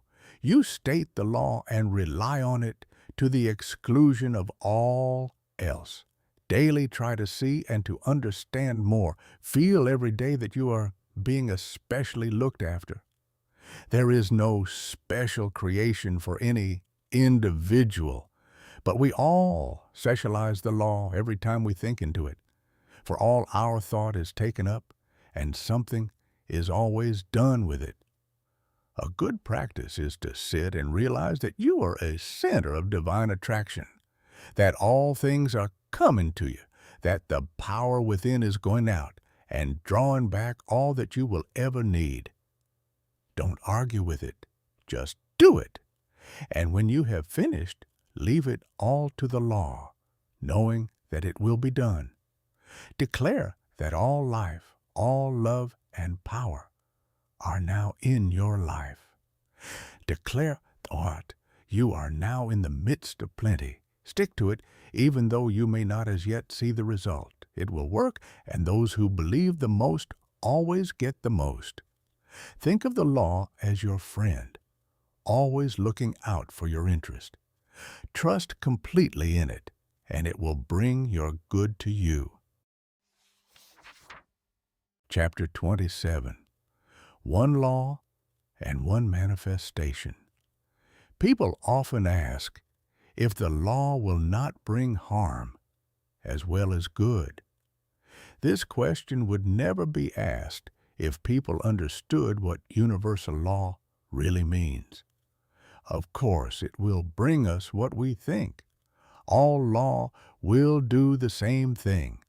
The law of electricity will either light our house or burn it down. We decide what we are to do with the law. Law is always impersonal. There is no likelihood of using the law for harmful purposes if we always use it for the more complete expression of life. We must not use it for any purpose that we would not like to experience ourselves. This should answer all our questions of that nature. Do I really want the thing I ask for? Am I willing to take for myself what I ask for other people? How can we use the law for evil if we desire only the good? We cannot and we should not bother about it. We want only the good for ourselves and for the whole world.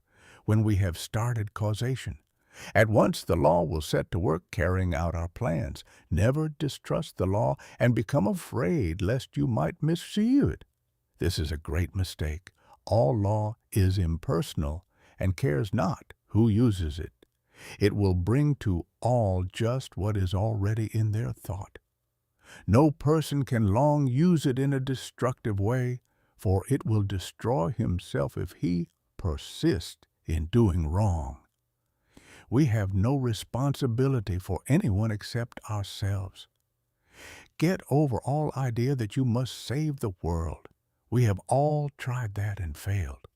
We may, by demonstrating in our own lives, prove that the law really exists as the great power behind all things. This is all that we can do. Everyone must do the same thing for himself. Let the dead bury their dead and see that you live. In this, you are not selfish, but are simply proving that law governs your life. All can do the same when they come to believe, and none until they believe. Chapter 28. Transcending Previous Conditions. What if at times we attract something that we do not want? What about all the things that we have already attracted into our lives? Must we still suffer until the last farthing be paid? Are we bound by karma? Yes. In a certain degree, we are bound by what we have done. It is impossible to set law in motion and not have it produce. What we sow, we must also reap. Of that there is no doubt. But here is something to think about. The Bible also says that if a man repents, his sins are blotted out and remembered no more forever. Here we have two statements which at first seem not to agree. The first says that we must suffer from what we have done, and the second, that under certain conditions we will not have to suffer. What are those conditions? A changed attitude toward the law. It means that we must stop thinking and acting in the wrong way. When we do this, we are taken out of the old order and established in the new. Someone will say, if that is true, what about the law of cause and effect? Is that broken? No, it is this way. The law is not broken. It would still work out if we continued to use it the wrong way.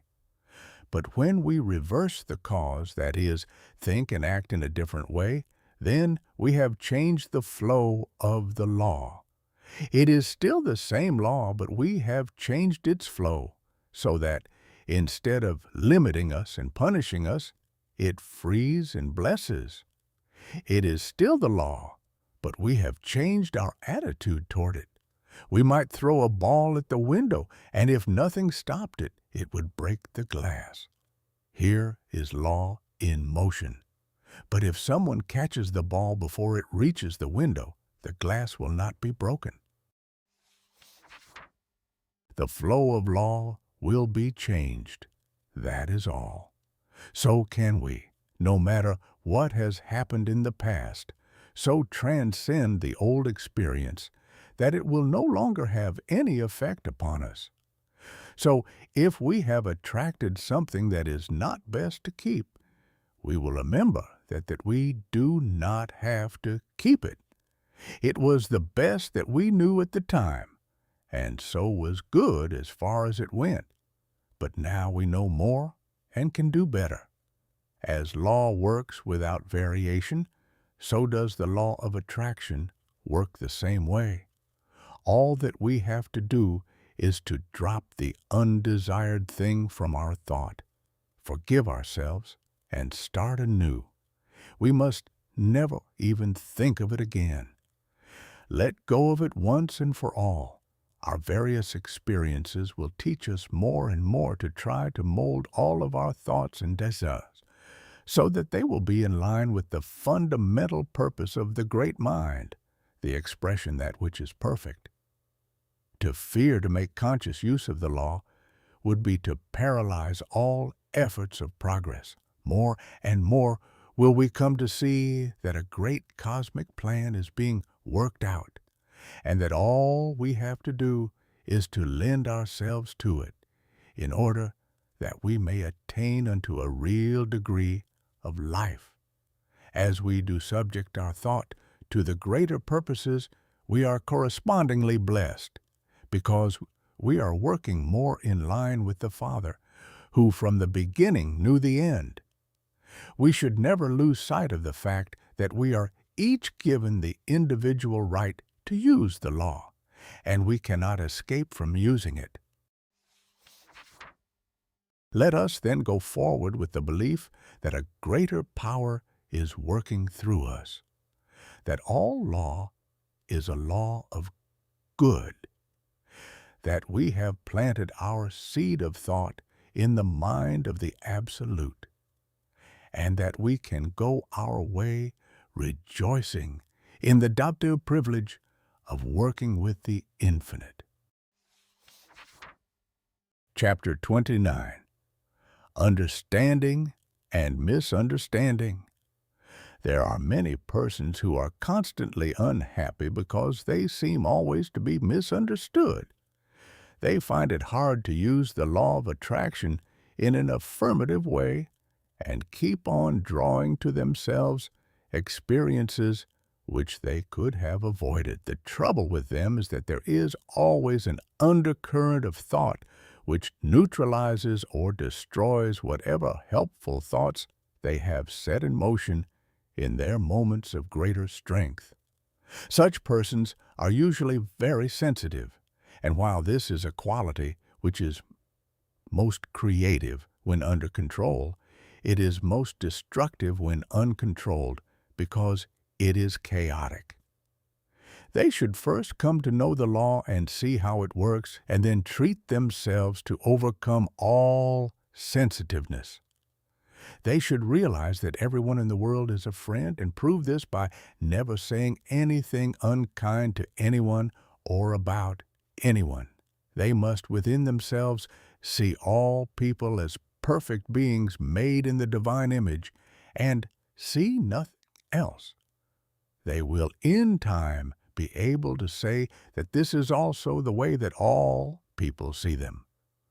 Holding this as the law of their lives, they will destroy all negative thought.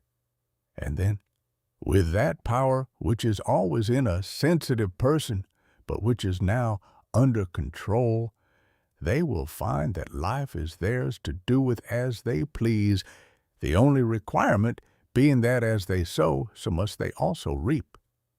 We all know that anything that is unlike good is of short duration, but anything that embodies the good is like God, ever present and eternal. We free ourselves through the same law under which we first bound ourselves.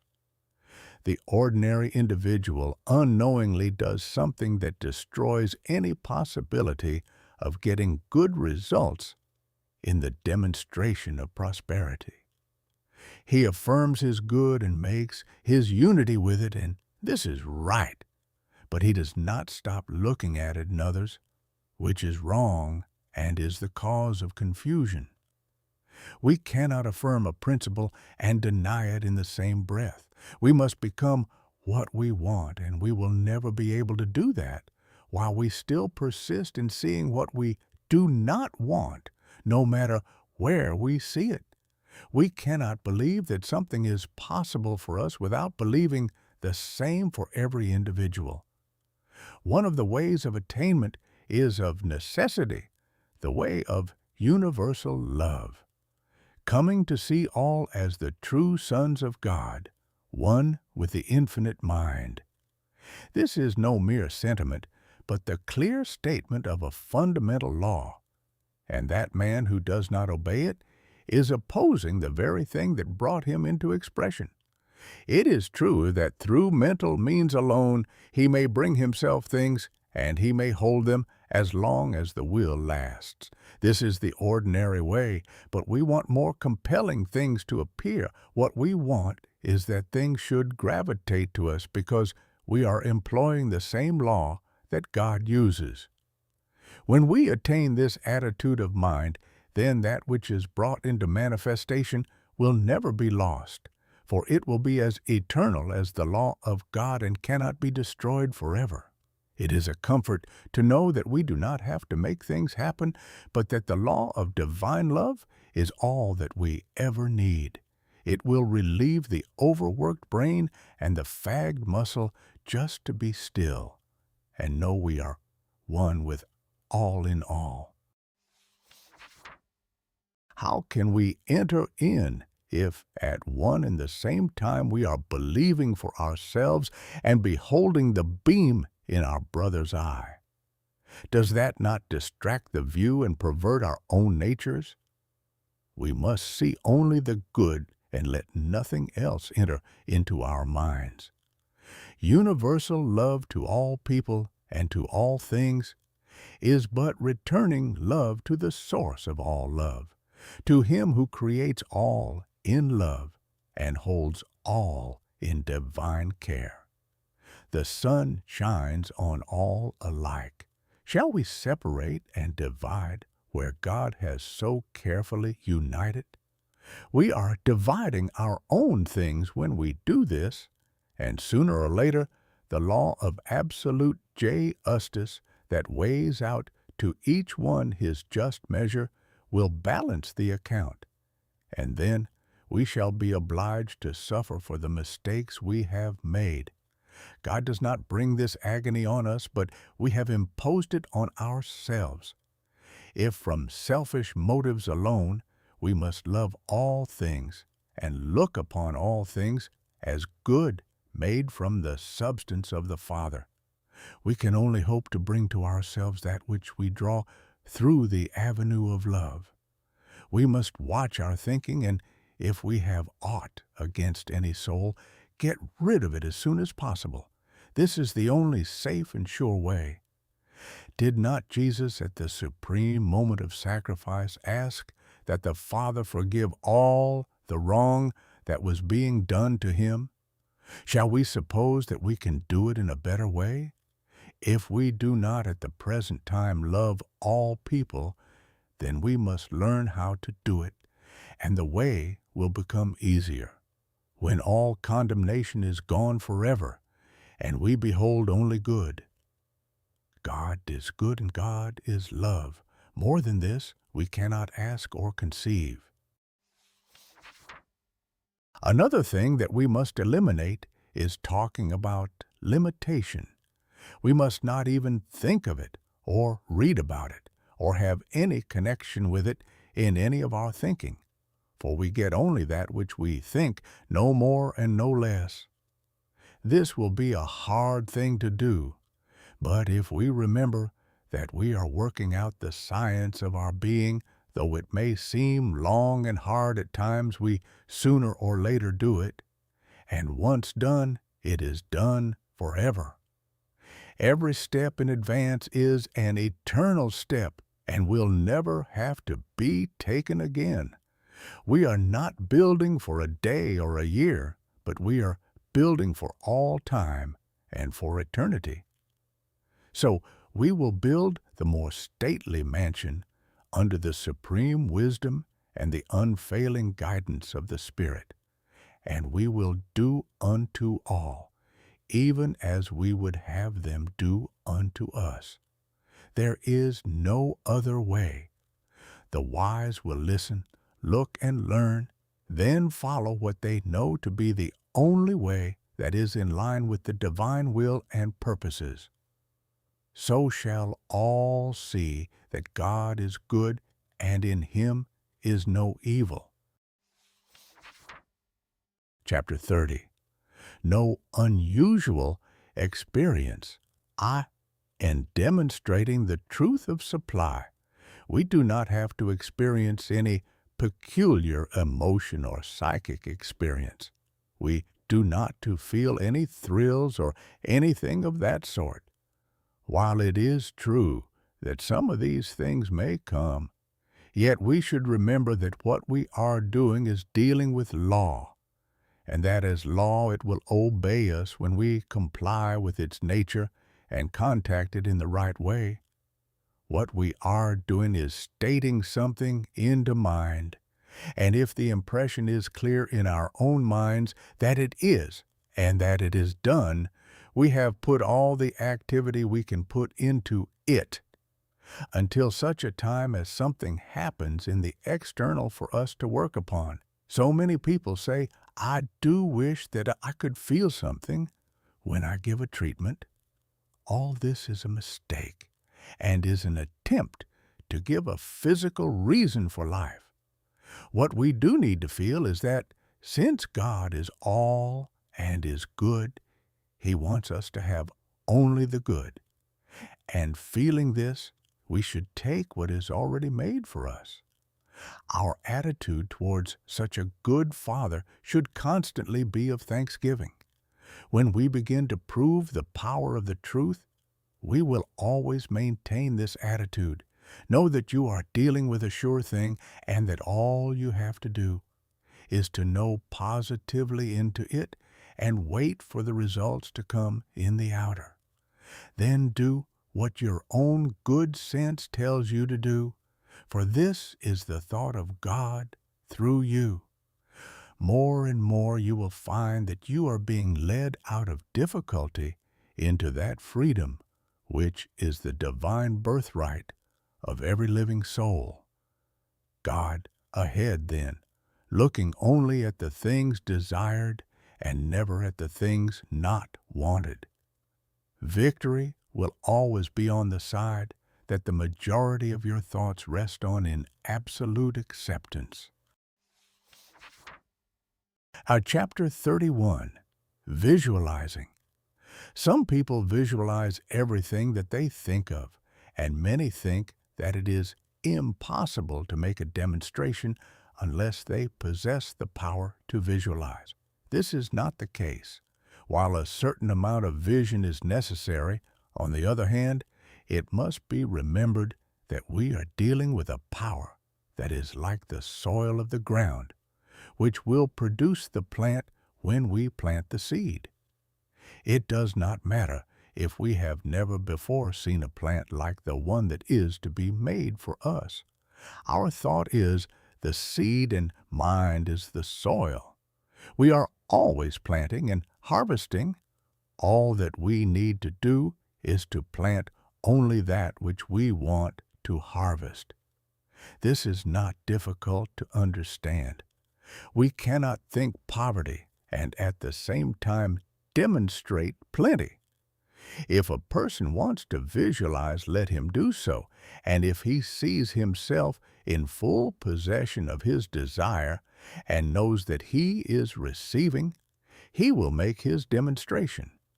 If, on the other hand, he does not visualize, then let him simply state what he wants and absolutely believe that he has it, and the result will always be the same. Remember that you are always dealing with law, and that this is the only way that anything could come into existence. Don't argue over it. That means that you have not as yet become convinced of the truth, or you would not argue.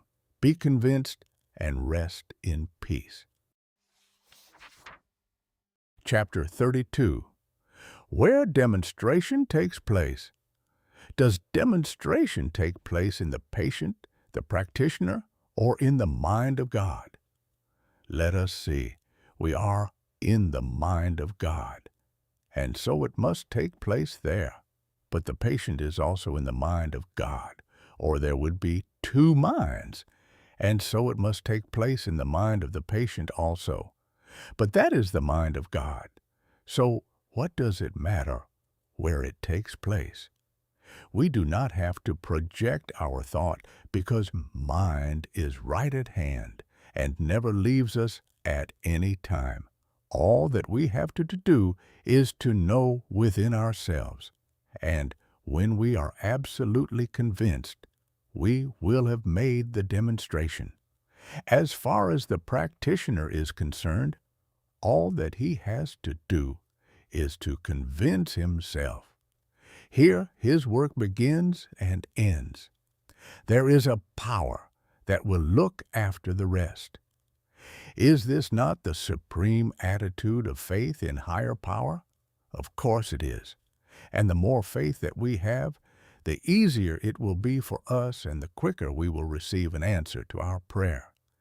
If you have a simple, childlike faith, it will produce.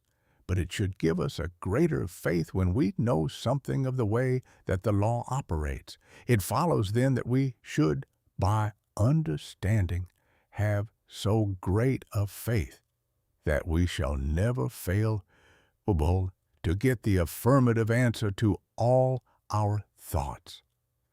Each victory will strengthen us until the time will come when we will no longer have to say, I hope or believe, but I know. Chapter 33. Treatments. The way to give a treatment is first of all to absolutely believe that you can. Believe that your word goes forth into a real creative power which at once takes it up and begins to operate upon it. Feel that to this power all things are possible. It knows nothing but its own power to do that which it wishes to do. It receives the impress of your thought and acts upon it. It is never safe to treat for anything that you do not wish to happen. This means that what you would want for another, you must be at first willing to receive it yourself. Believe that your word is to be acted upon by an almighty power. Feel its great reality in and through all things you speak into it, and declare just what you wish it to do for you, never doubting in your own mind, but that it will do just as you have directed. All that a practitioner has to do is to convince himself, to know, to believe, and that thing will happen to him which he states. One of the first things, then, is to be definite, to have a mental likeness of the thing that you desire, to know exactly what you want. This mental likeness, this absolute acceptance of the fact that it now is, must never be overlooked. Without it, you will not accomplish. We sit down of our own souls, at peace with the world, at peace with ourselves. We realize that we are dealing with something that is a reality, something that cannot fail. We try to get a clear concept of the thing. We rest in that realization, while the universal creative power takes it up and acts upon it. We have just stated just what we wanted done unto us. We have believed. We have believed that we have received. Never again will we contradict the fact that we have stated. The person who can do this is sure of getting results. Chapter 34, Understanding and Guidance. The inner man is always in immediate connection with the infinite of understanding. We are immersed in a living intelligence. We are surrounded by a power that knows, for in him we live and move and have our being. If our outer thought were never confused, we should at all times draw from this infinite source of knowledge. We should be guided by it and never make mistakes. Our minds would be like the smooth surface of a lake, unruffled by wind and storm. But with most of us, this is not the case. We become confused in the outer, so that the surface of the mind is in turmoil, no longer clear and transparent, and we cannot get the clear vision, the real guidance. And we get things wrong because we do not see clearly. The development of the understanding is learning to draw from the infinite understanding. We can never do this while we are confused in our thinking. The first thing to do when we wish a greater understanding is to be still and listen to the inner voice, to withdraw for a few moments into the silence of the soul, taking here what we already know, and realizing that a greater intelligence is in enlarging it. Here, we indefinitely take the pattern of our thought, the thing that we are working on, and ask for and receive new light. We hold this up in the divine light and try to believe that we are being guided. We state that supreme intelligence and absolute power are acting upon our thought and bringing it to pass. It is now guiding us, and we shall make no mistake. We hold ourselves in the secret place of the Most High and abide under the shadow of the Almighty. Chapter 35, How to Know Just What to Do. Often we find ourselves confronted by the problem of how to begin. We are not sure what we want to do. We see no way to begin anything, see nothing to begin on. When we find ourselves in this position, humanly speaking, not knowing where to turn, then of all times we must be quiet and listen. Then of all times we must truth that the same power that started all things will also start us in the right road, for without some superior power, we shall surely fail. How often do people in the business world find themselves in this position? They realize that something must be done, but what? How to get the idea to work out.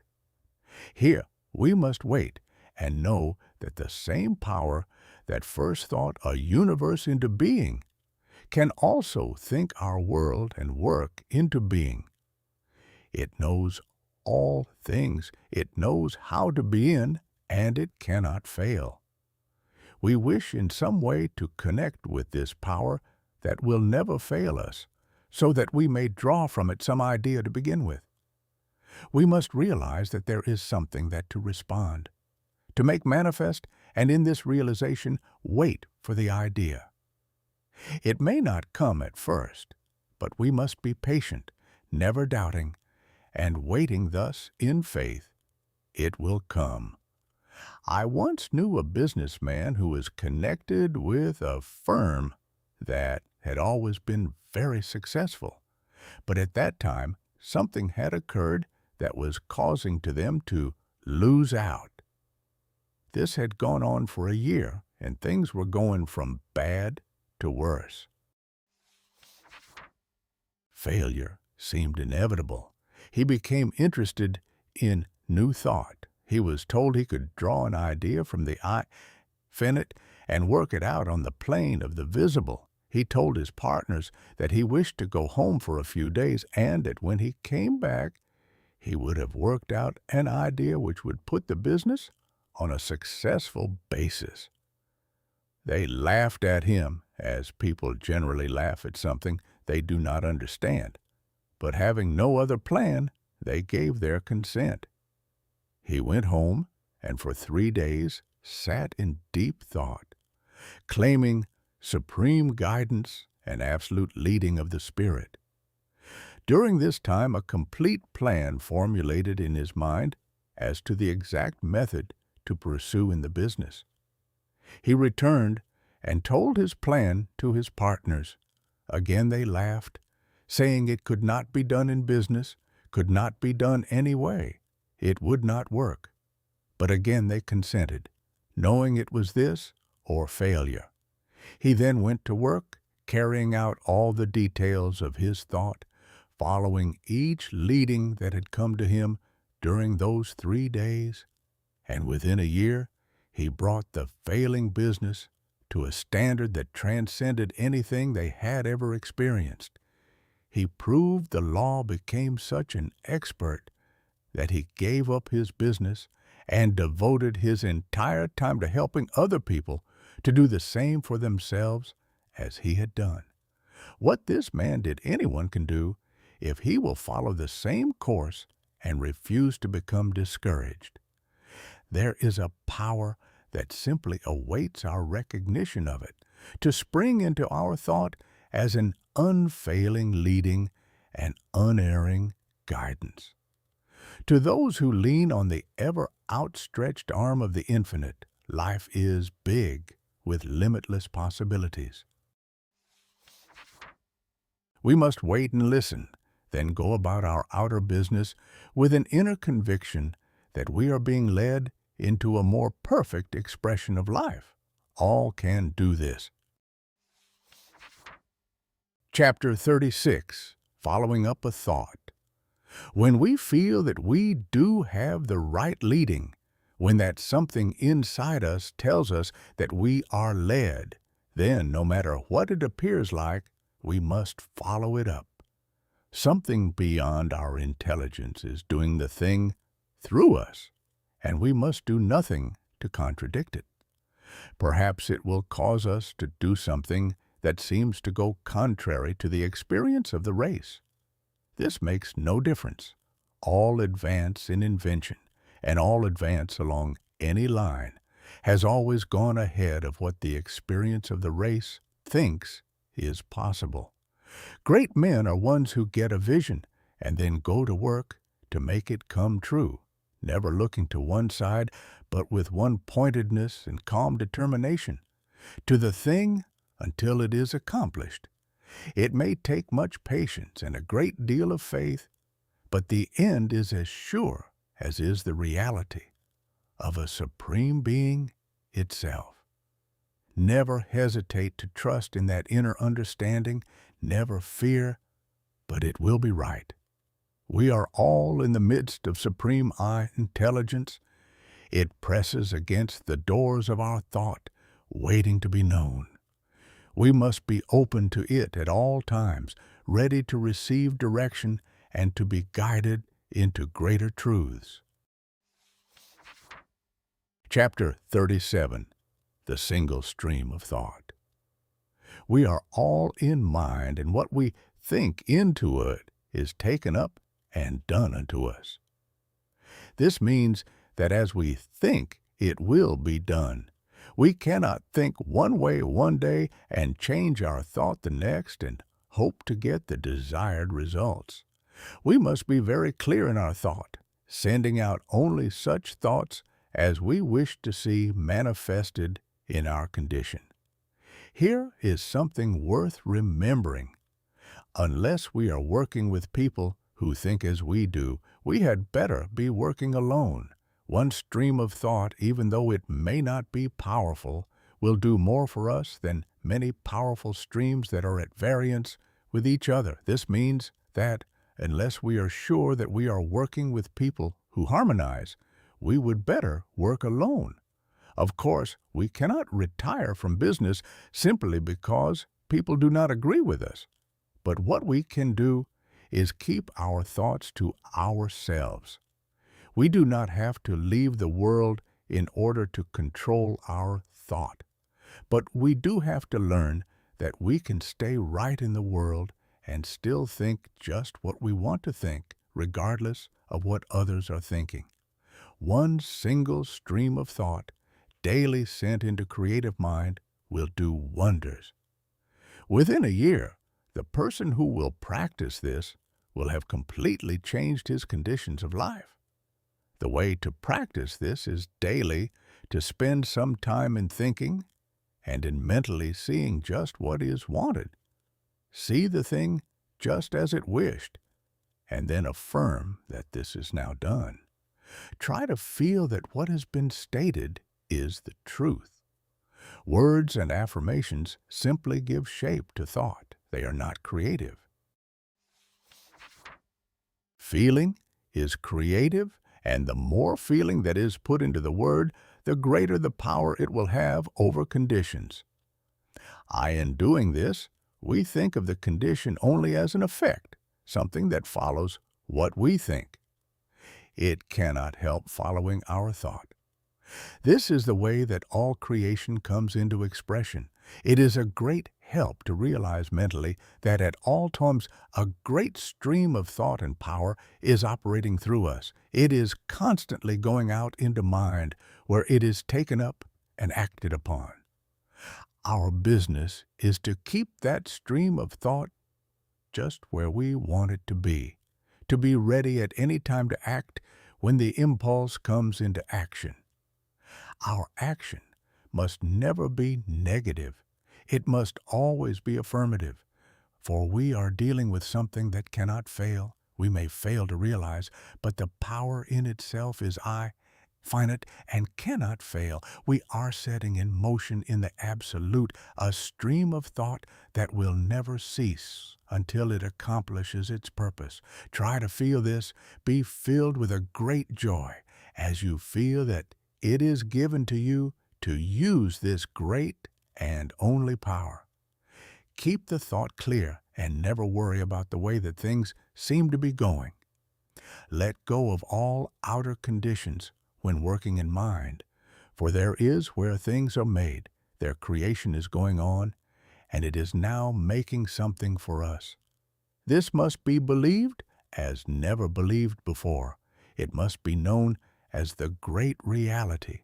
It must be felt as the only presence. There is no other way to obtain. Though all the infinite may want to give, yet we must take. And as far as we are concerned, that taking is mental. Though people may laugh at this, even, that does not matter. He laughs best who laughs last. We know in what we believe, and that will be sufficient. Chapter 38. Enlarging Our Thought. We can never stand still in our thought. Either we will be growing, or else we will be going back. As we can attract to ourselves only what we first have a mental likeness of, it follows that if we wish to attract larger things, we provide larger thoughts. This enlarging of consciousness is so necessary that too much cannot be said about it. Most people get only a short way and then stop. They cannot seem to get beyond a certain point. They can do so much and no more. Why is that a person in business does just about so much each year? We see people in all walks of life getting so far, never going beyond a certain point. There must be a reason for everything. Nothing happens if all is governed by law, and we can come to no other conclusion. When we look into the mental reason for things, we find out why things happen. The man who gets so far and never seems to go beyond that point is still governed by law. When he allows his thoughts to take out into larger fields of action, his conditions come up to his thought. When he stops enlarging his thought, he stops growing. If he would keep on in thought, realizing more and still more, he would find that in the outer form of things, he would be doing greater things. There are many reasons why a man stops thinking larger things. One of them is lack of imagination. He cannot conceive of anything more to follow that which has already happened. Another thought works like this.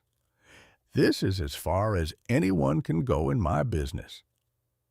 Right here, he signs his own death warrant. Often a person will say, I am too old to do bigger things. There, he stops. Someone else will say, competition is too great. And here's where this man stops. He can go no further than his thought will carry him. All this is unnecessary when we realize that life is, first of all, consciousness, and then conditions follow. We see no reason why a man should not go on and never stop growing. No matter what age or what circumstance, if life is thought, we can keep thinking bigger things. There is no reason why a man who is already doing well should not be able mentally to conceive of a better condition. What if we are active? There is always a greater activity possible. We can still see a little beyond what has come before.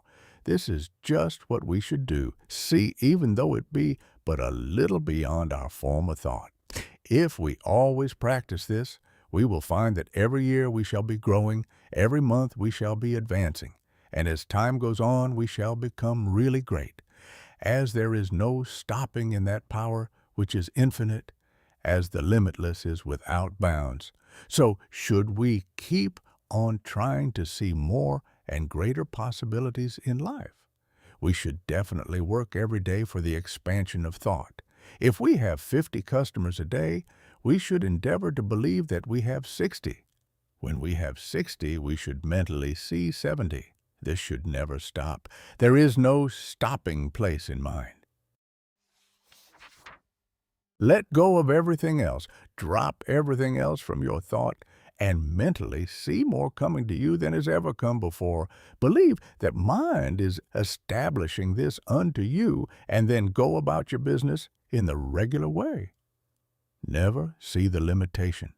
Never dwell upon it, and above all things else, never talk limitation to anyone. This is the only way, and there is no other way to grow a larger thought. The man with the big thought is always the man who does big things in life. Get hold of the biggest thing that you can think of and claim it for your own. Mentally see it and hold it as a thing already done, and you will prove to yourself that life is without bounds. Chapter 39. Always be gathering. There is no reason why a person should ever stop. This does not mean that we should be miserly, trying to accumulate more and more to hold, but that our thought should so enlarge that it cannot help gathering more and more, even though on the other hand, or with the other hand, we are distributing that which we gather. Indeed, the only reason for having is that we may give out of that which we have. No matter what big thing happens to us, we should still be expecting more and more. Even when we think that we have at last arrived, right at the moment when it seems as though life had given us all that we could stand, right here let it be but a beginning for still greater things. No matter how large the picture that you hold in mind, make it larger. The reason why so many people come to the point where they stop is that they come to a point where they stop growing in their own minds. They come to a point where they can see no more, thinking that because they really done a big thing, they should stop there. We must watch our thought for signs of inactivity. Nothing in the universe ever stops. Everything is built on a boundless basis, drawn from a limitless source, come forth from an infinite sea of unmanifest life. We speak forth into this life and draw back from it all that we first think into it. Life is always limitless, and the only thing that limits us is our inability to conceive mentally, and we should draw more and more from that limitless source. Chapter 40. Mental Likeness. We can draw from the infinite only as much as we first think into it. It is at this point that so many fail, thinking that all they need to do is to affirm what they want and it will follow. While it is true that affirmations have real power, it is also true that they have only that which we speak into them. As we cannot speak a word that we do not know, so we cannot make an affirmation that we do not understand. We really affirm only that which we know to be true. We know that to be true which we have experienced within ourselves. Although we may have heard or read that this or that thing is true, it is only where there is something within our own souls that corresponds or recognizes its truth, that it is true to us. This ought never to be lost sight of. We can effectively affirm only that which we know, and we know only that which we are. It is herein that we see the necessity of providing within a greater concept of life, a bigger idea of ourselves, and a more expanded concept of the universe in which we live, move, and have our being. This is a matter of inner growth, together with the enlarging of all lines of thought and activity. If we want to do a thing that is really worth doing, we must mentally grow until we are that thing which we want to see made flesh. This may take time, but we should be glad to use all the time necessary to our own development. But few people in limitation have a mental likeness of plenty. This likeness must be provided. The thought must be large enough to cover the whole of the thing desired. A small thought will produce only a small needed thing. The very fact that all is mind proves this to be true. All is mind, and because it is, we can draw from that mind only that which we first think into it as a reality. We must become the thing that we want. We must see it, think it, realize it before the creative power of mind can work it out for us. This is an inner process of the expansion of consciousness. It is a thought growing and realizing within. All can do this who wish, and who will take the time and trouble, but it will mean work. The majority of people are too lazy to make the effort. Daily, we must train our thought to see that only which we wish to experience, and since we are growing into what we are mentally dwelling upon, we should put all small and insignificant thoughts and ideals out of our thinking, and see things in a larger way. We must cultivate the habit of an enlarged mental horizon, daily seeing farther and farther ahead, and so experiencing larger and greater things in our daily life. A good practice for the enlargement of thought is daily to see ourselves in a little bigger place, filled with more of activity, surrounded with increased influence and power. Feel more and more that things are coming to us. See that much more is just ahead, and so far as possible, know that we now have all that we see and that we feel. Affirm that you are that larger thing, that you are now entered into that larger life. Feel that something within is drawing more and to you. Live with the idea and let the concept grow, expecting only the biggest and the best to happen. Never let small thoughts come into your mind, and you will soon find that a larger and greater experience has come into your life.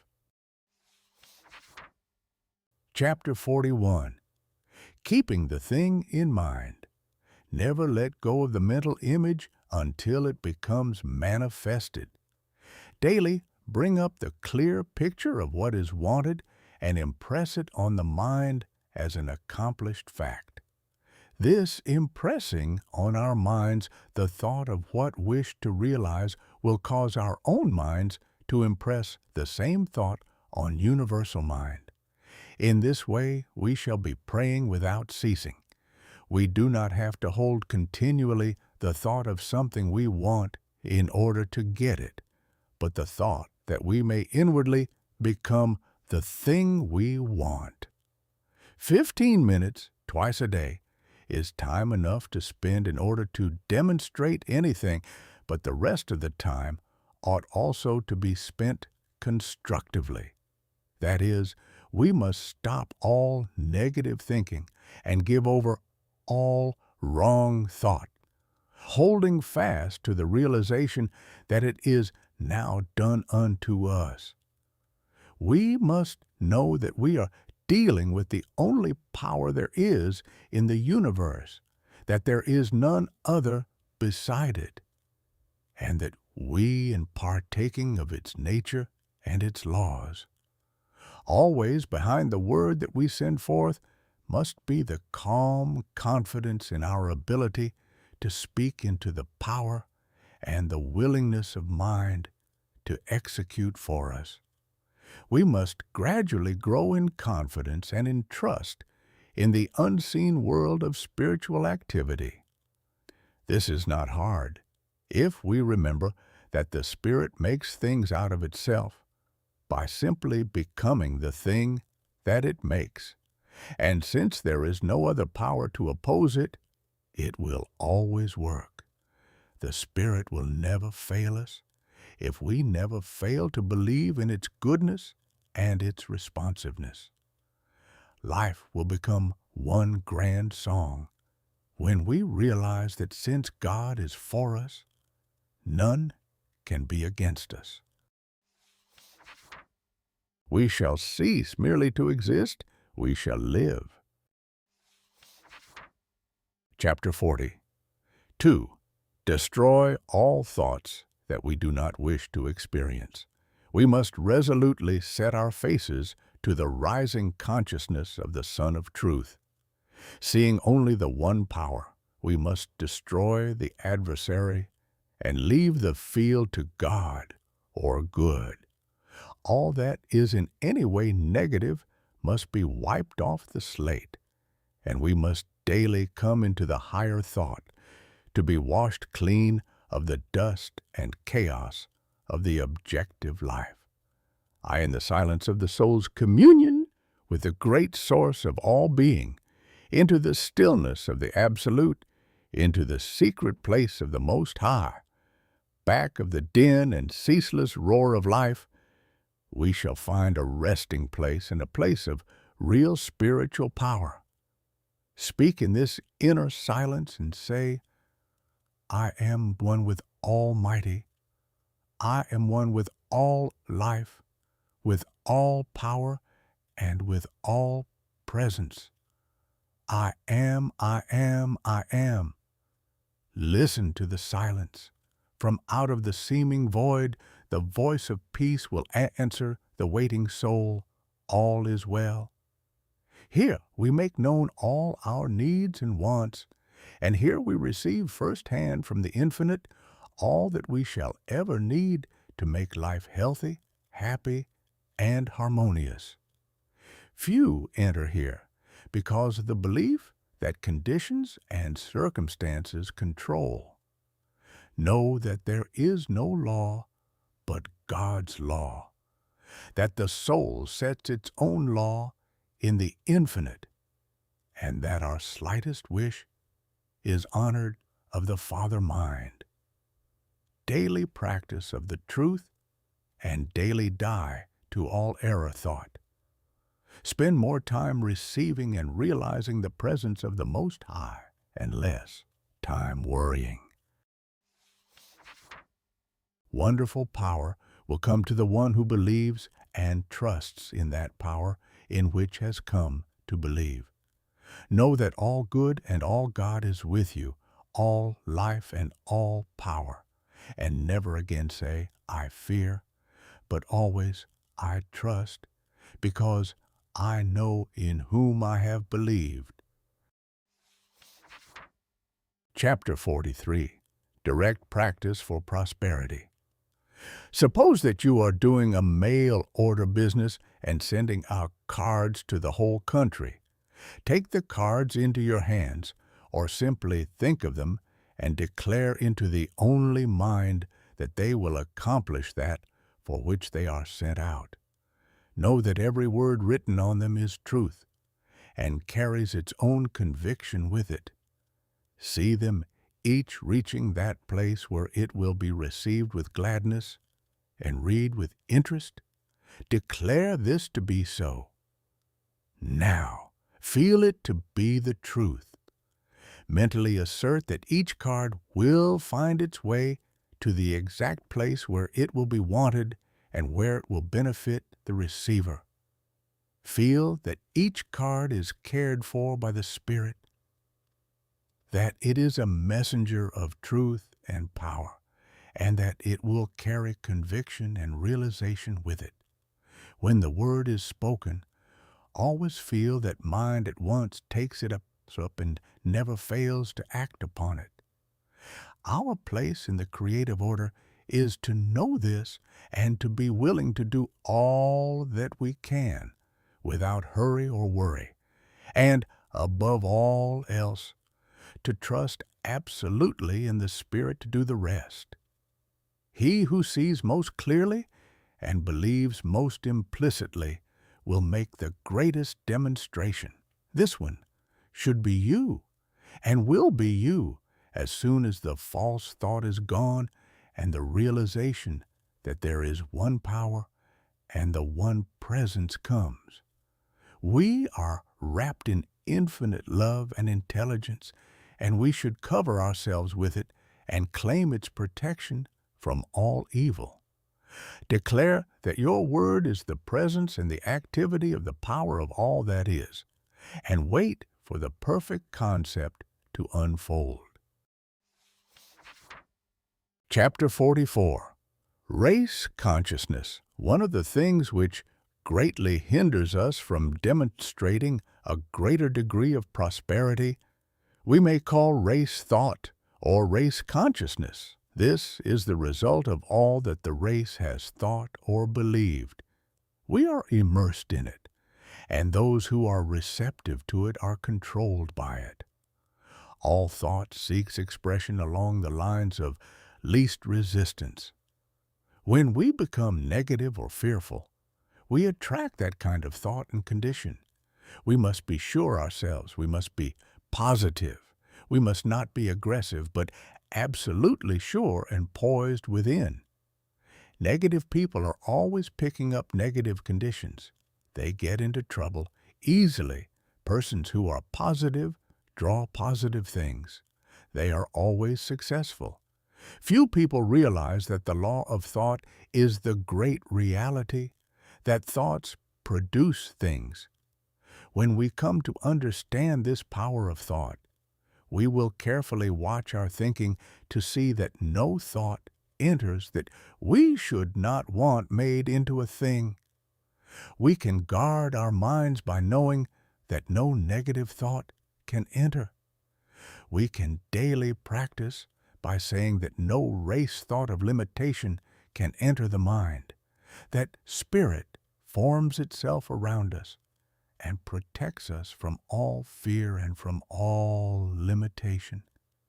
Let us clothe ourselves in the great realization that all power is ours and that nothing else can enter. Let us fill the atmosphere of our homes and place of business with streams of positive thought. Other people will feel this and will like to be near us and enter into the things that we enter into. In this way, we shall be continually drawing the best. Chapter 45. Developing Intuition. If a person always lived near to me, he would never make any great mistakes. Some seem to have the faculty of always knowing just what is best to do. They always succeed because they avoid making errors. We can all so train ourselves that we will be guided by the supreme mind of the universe. But we can never do this until we believe that we can receive direct from the source of all knowledge. This is done by sitting in the silence and knowing that Spirit is inwardly directing us. We should try to feel that our thought is being permeated by the thought of the Spirit. We should expect it to direct, but should never become discouraged if at once a direct impression is not received. The work is going on even if it is not seen or even felt. Thought is forming in our mind and in time will come forth as an idea. When the idea does come, always trust in it, even though it may not seem to be quite as we had expected. The first impressions are usually the most direct and the clearest. They are generally direct from the mind of the universe and should be carefully worked out into expression. We declare as we sit in the silence that Spirit of Knowledge is making known within us just what we should do, that it is telling us just what to say or where to go. Have absolute reliance on this, as it is one of the most important things to do. We should always get that inner assurance before undertaking any new enterprise, being sure that we have really put the whole thing into the hands of life, and that all that we have to do is to work it out in the outer. We shall learn to avoid mistakes when we learn to be directed by that inner voice that never makes mistakes.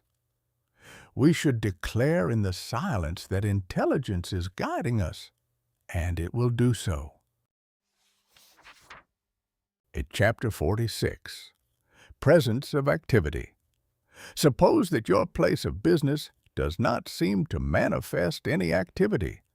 That is, suppose that customers do not come. To the person in the business world, the presence of customers generally means activity. Suppose that you have come to believe that the principle will work in the smallest as well as in the greatest things. What you want now is a greater activity.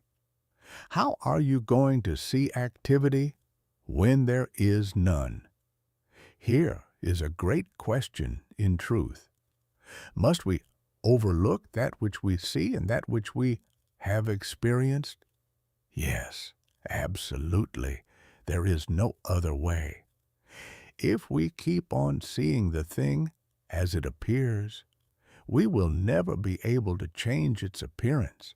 What we must do then, in spite of the seeming inactivity, is still to know and mentally to see and declare that we are in the midst of activity. Feel this to be true. Mentally see the place crowded. Know that it is packed full of customers all the time. Declare that your word draws them in. Have no sense of strain about it whatever. Simply know what you are dealing with, the only power that there is. It will work. It must work. Realize when you have spoken the word that a greater power has taken it up, and that it is being established unto you. Have no idea of limitation. Speak forth into mind with perfect trust.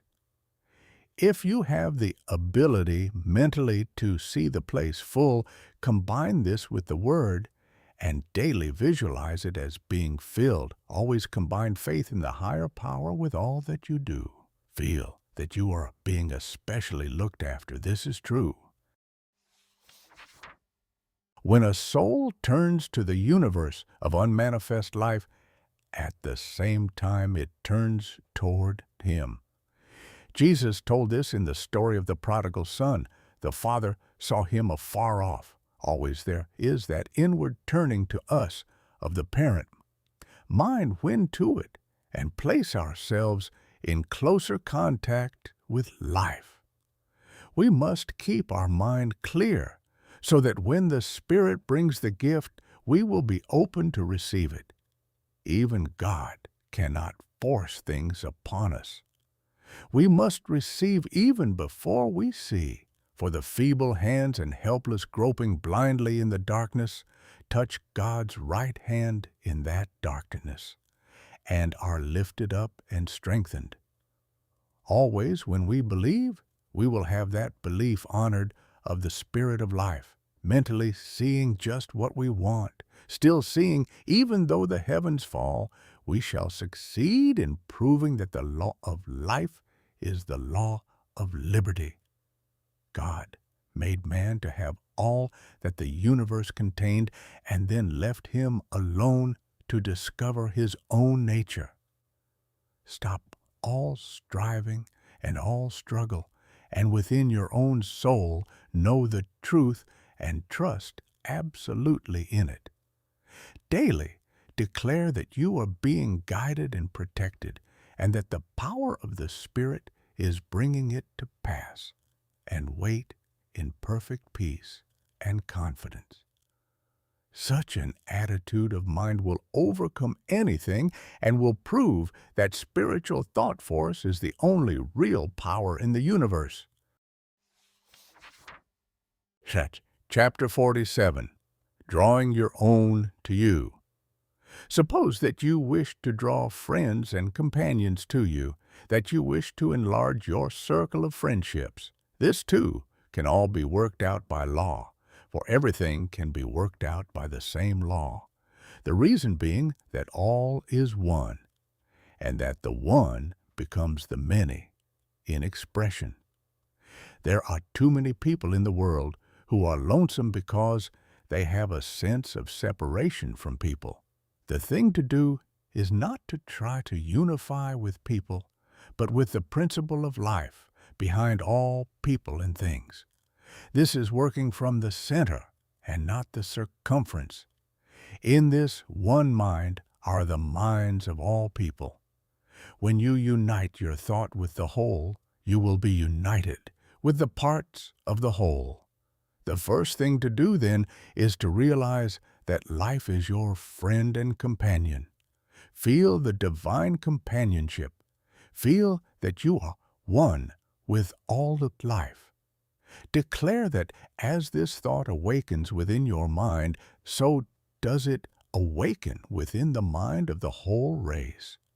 Feel that the world is being drawn to you. Love the world and everyone who is in it. Include all, if you would be included in all. The world seeks strength. Be strong. The world loves love. Embody it. See the good in all people. Let go of all else. People will feel your love and will be drawn to it. Love is the greatest power in the universe. It is at the base of all else. It is the cause of that is. Feel your love to be like a great light lighting the pathway of the whole world. It will come back to you bringing so many friends that there will not be enough time to enjoy them all. Become a real friend, and you will have many friends. Be sufficient unto yourself, and at the same time include all else, and people will feel your strength and will have it to come into the radiance of it. Never become unhappy or morbid. Always be cheerful and radiate good nature and happiness. Never look depressed or down in the mouth. The world is attracted to the strongest center of cheer and good fellowship. Never allow your feelings to be hurt. No one wants to hurt you, and none could, even though they did want to. You are above all that. Wherever you go, know that the Spirit of truth goes before and prepares the way, bringing to you every friend and influence that will be necessary for your comfort and well-being.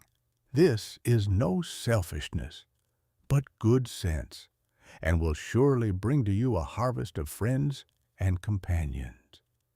Declare unto mind that you are now linked with all people, and all people are linked with you. See yourself surrounded with hosts of friends, mentally feel their presence, and rejoice that all good is yours now. Do this no matter what seems to happen, and it will not be long before you meet wonderful friends and will be brought into touch with the great of the world. Chapter 48. The final word, I. In the last analysis, man is just what he thinks himself to be. He is big in capacity if he thinks big thoughts. He is small if he thinks small thoughts. He will attract to himself what he thinks most about. He can govern his own destiny when he learns to control his thoughts. In order to do this, he must first realize that everything in the manifest universe is the result of some inner activity of mind. This mind is God, producing a universe by the activity of his own divine thoughts. Man is in this mind as a thinking center, and what he thinks governs his life, even as God's thoughts govern the universe by setting in motion all the cosmic activities. This is so easy to understand and so plain as to use that we often wonder why we have been so long in finding out this, the greatest of all truths of all the ages. Believing, thinking what is believed to be true, thinking into mind each day that which is wished to be returned, eliminating negative thoughts, holding all positive thoughts, giving thanks to the Spirit of life that it is so trusting always in the higher law, never arguing with oneself or with others, choosing.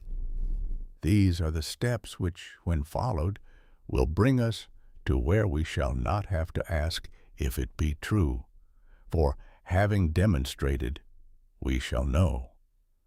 The seed that falls into the ground shall bear fruit of its own kind, and nothing shall hinder it. He that hath ears to hear, let him hear.